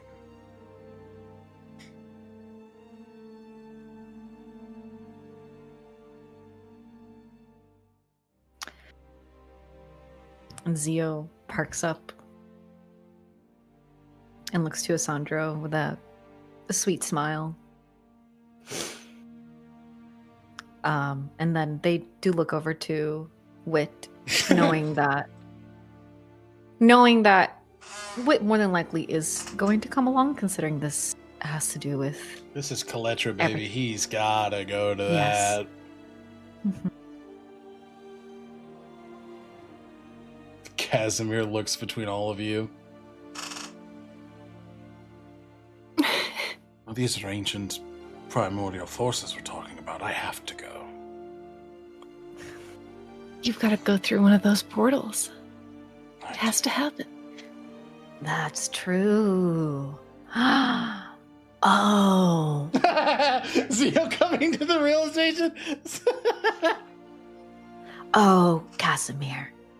You're gonna be resplendent. I am not going to kiss you. Iolus is like, what? Zio just stares at Wit and just like, Who else did you fucking tell? I only told Echinacea and they were blabbing to everybody. You see Lucian and Echinacea. Kaelin go. I blabbed to Casimir, and then Lucian and Galen showed up. We were eavesdropping, and we're going, of course. I had to tell him about the part that was incidental, but I did mention it. And I'm Zio's sorry. just like this bright lavender color. Isandro, There's like steam rising off of it. Isandro is rubbing your back, Zio. I'm happy. And Zio's just like, I was gonna tell you, I was gonna. It's But then I been a- woke up and you weren't in bed. It's been a busy day. So Iolus is like, okay, so it sounds like me and your mom are home team. Got it. It's very clear that everybody is going here, which is fine. Yeah. Dolores stays. She's like, I'm not leaving. This It's place like, I'm good. I gotta brush them all outside. Me and my homie are gonna chill. Okay. Perfect. Helitis, can you stay with my parents? I will keep them safe. And Istrus, you're coming along. Well, yes, I need to zhuzh up the place. Tend to a garden, yes.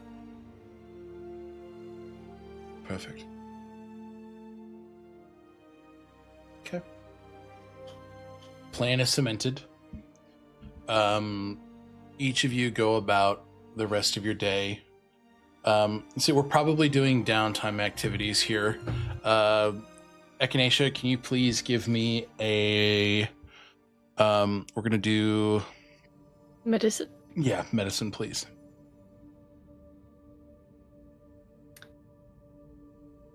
We're gonna use an inspiration. It's not a bad number, but I want a better one. I want a Be bigger better. number. 24. Perfect.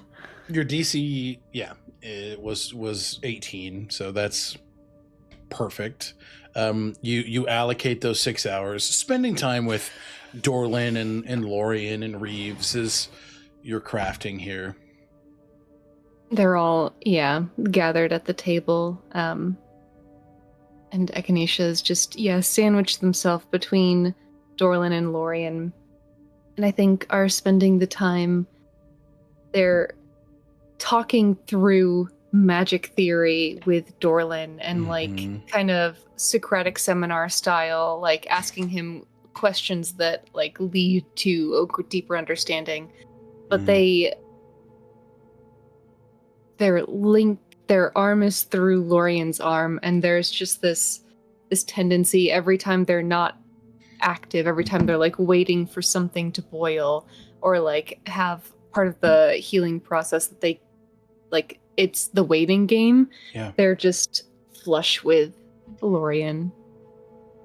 Just as much contact as they can have. Yeah, he doesn't move from them, right? He is planted next to their side. There are a couple times where they're not rudely or anything, just excuse me, I need to grab, you know what I mean? Just kind of reaching past him, but he's right there. He's refusing to move. But that time is spent. Dorlin is kind of lost in this look of adoration and being taught magic by his older sibling, and also in being able to see the two of you together, Lorien and Echinacea. This is so much has been missing from Dorlin's life too. To see semblances of it here, not in its entirety. There's so much that Echinacea needs to get back. There's so much that Lorien needs to get back, and so much healing he needs to do yet. But that they're here. They're together, and Dorlin is over the moon and kind of has haphazard notes because he's just adoring the sight of, his sibling and his brother-in-law just being in the same space. But the time is spent, absolutely, and you successfully make the medicine for Istrus. Zio, Dolores, anything you're doing downtime-wise, activity-wise during the day? We'll just get kind of a quick little thing here before we end session.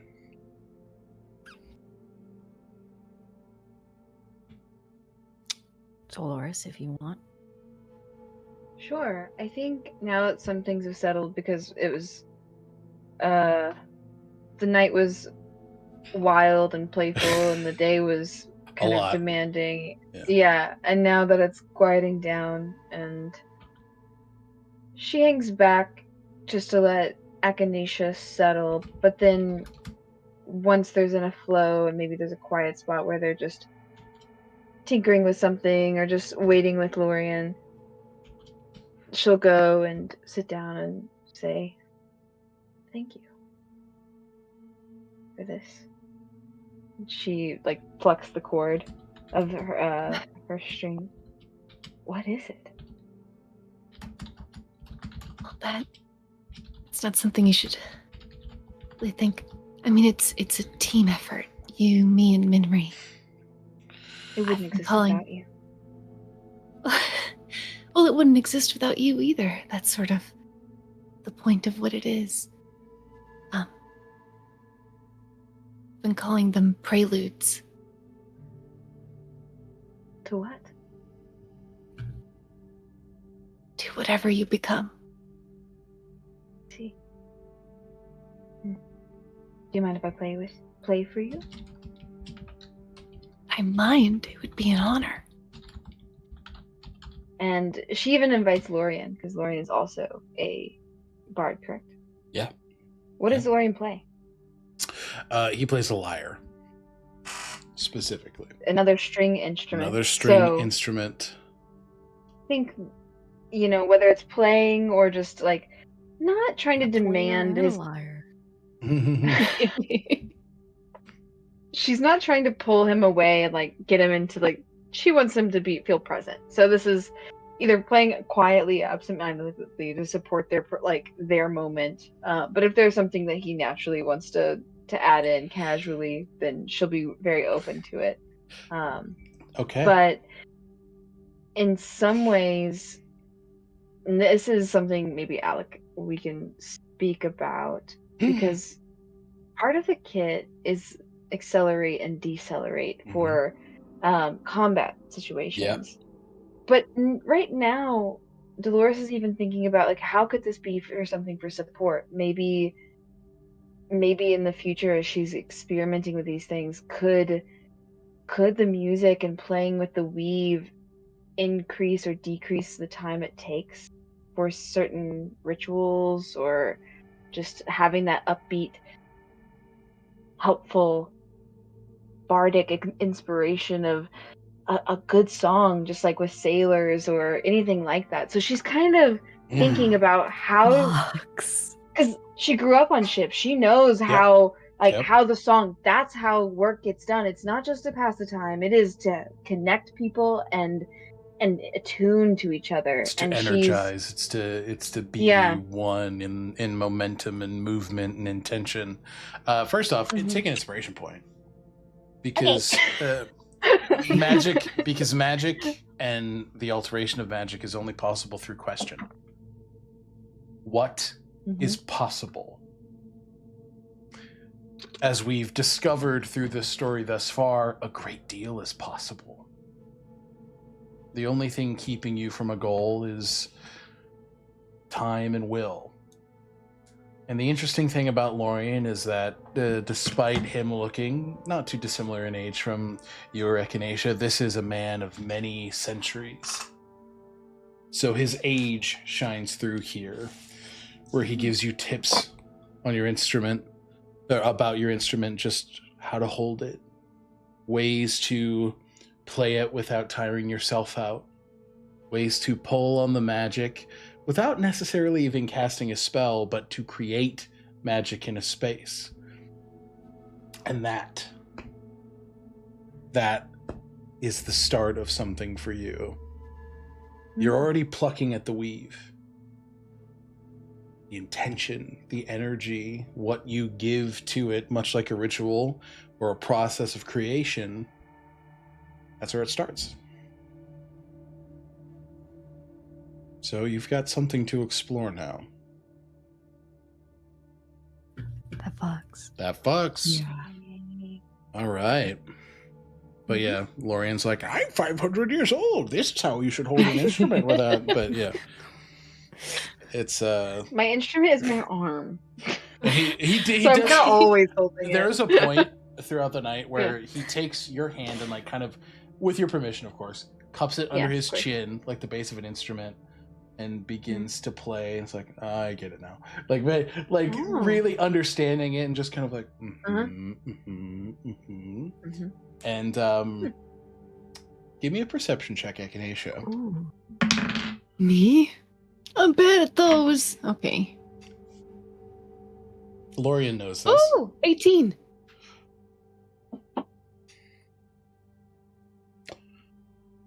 Lorian got an 18. You hear him whisper to Dolores, I think you two would be cute together. I Echinacea goes with their Bunsen burner. You hear a jump and like the like, Yeah.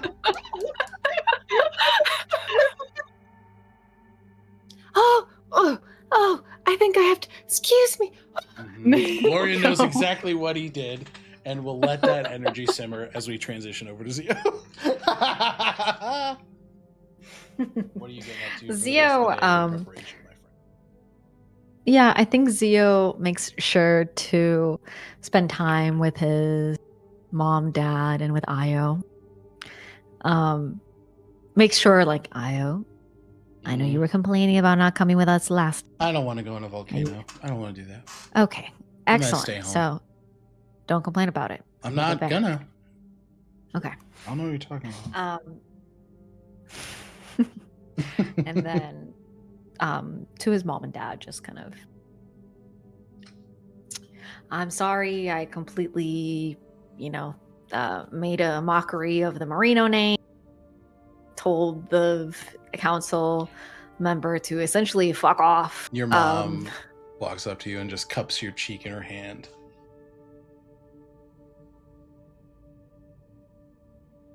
Don't apologize. It could have been way worse. You are every way. You did what you believed to be right. You honored our home. You honored the man you love. And you honored us. You honor your cow. That's so fucked up, dog. That's so Sorry. fucked up, dog. You know what? No.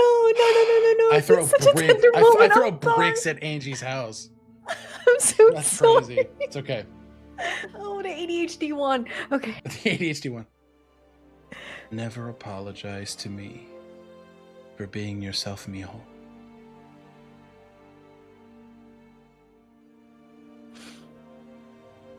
I don't want you to be anything else.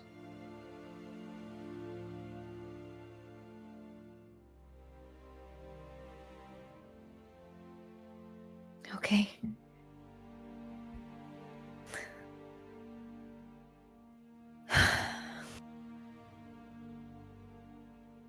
I don't want to think about us not coming back. I'm gonna keep thinking that everything will be okay. The winds just brought you back to me. I forbid them to take you away.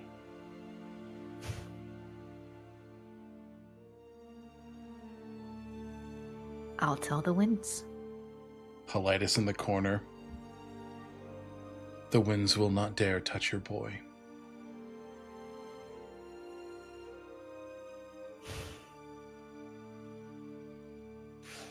Xiomara just kisses your cheeks, and what your father saw on the battlefield is what your mother sees in your home now. The growth of her child. And it's on full display. It has been all day. And she just... It's so clear in this moment that she couldn't be any more proud of the person you've become. And she just adores you for a moment as your father pats you on the back. You're gonna come home.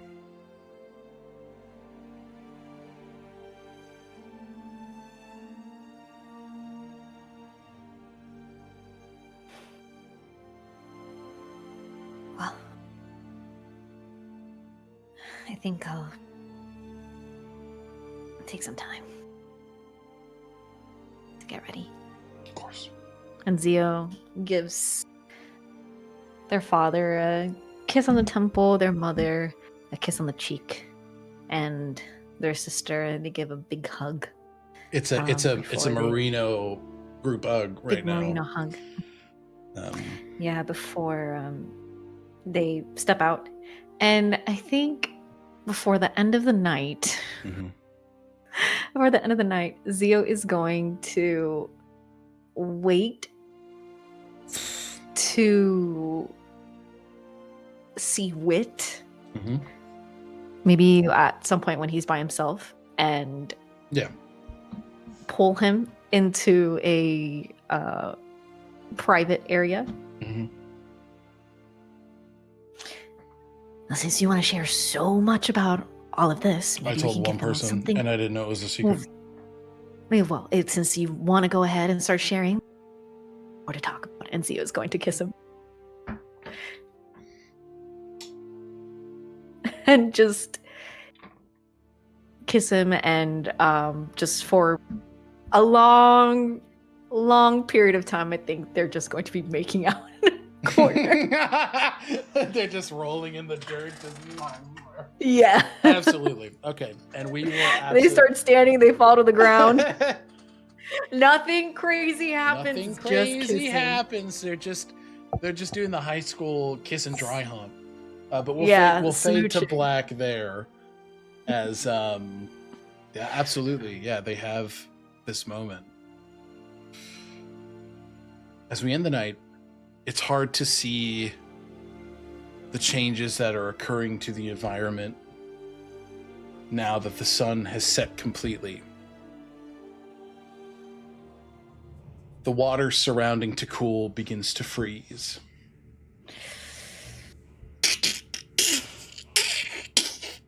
Crackles of ice. The work of many Ilwainar swimming around the islands. And from Mother's heart, plumes of dark smog pour outward. For in the morning the sun will not rise. And that is where we're going to end tonight's chapter of Known Realms Tolesh. Ooh.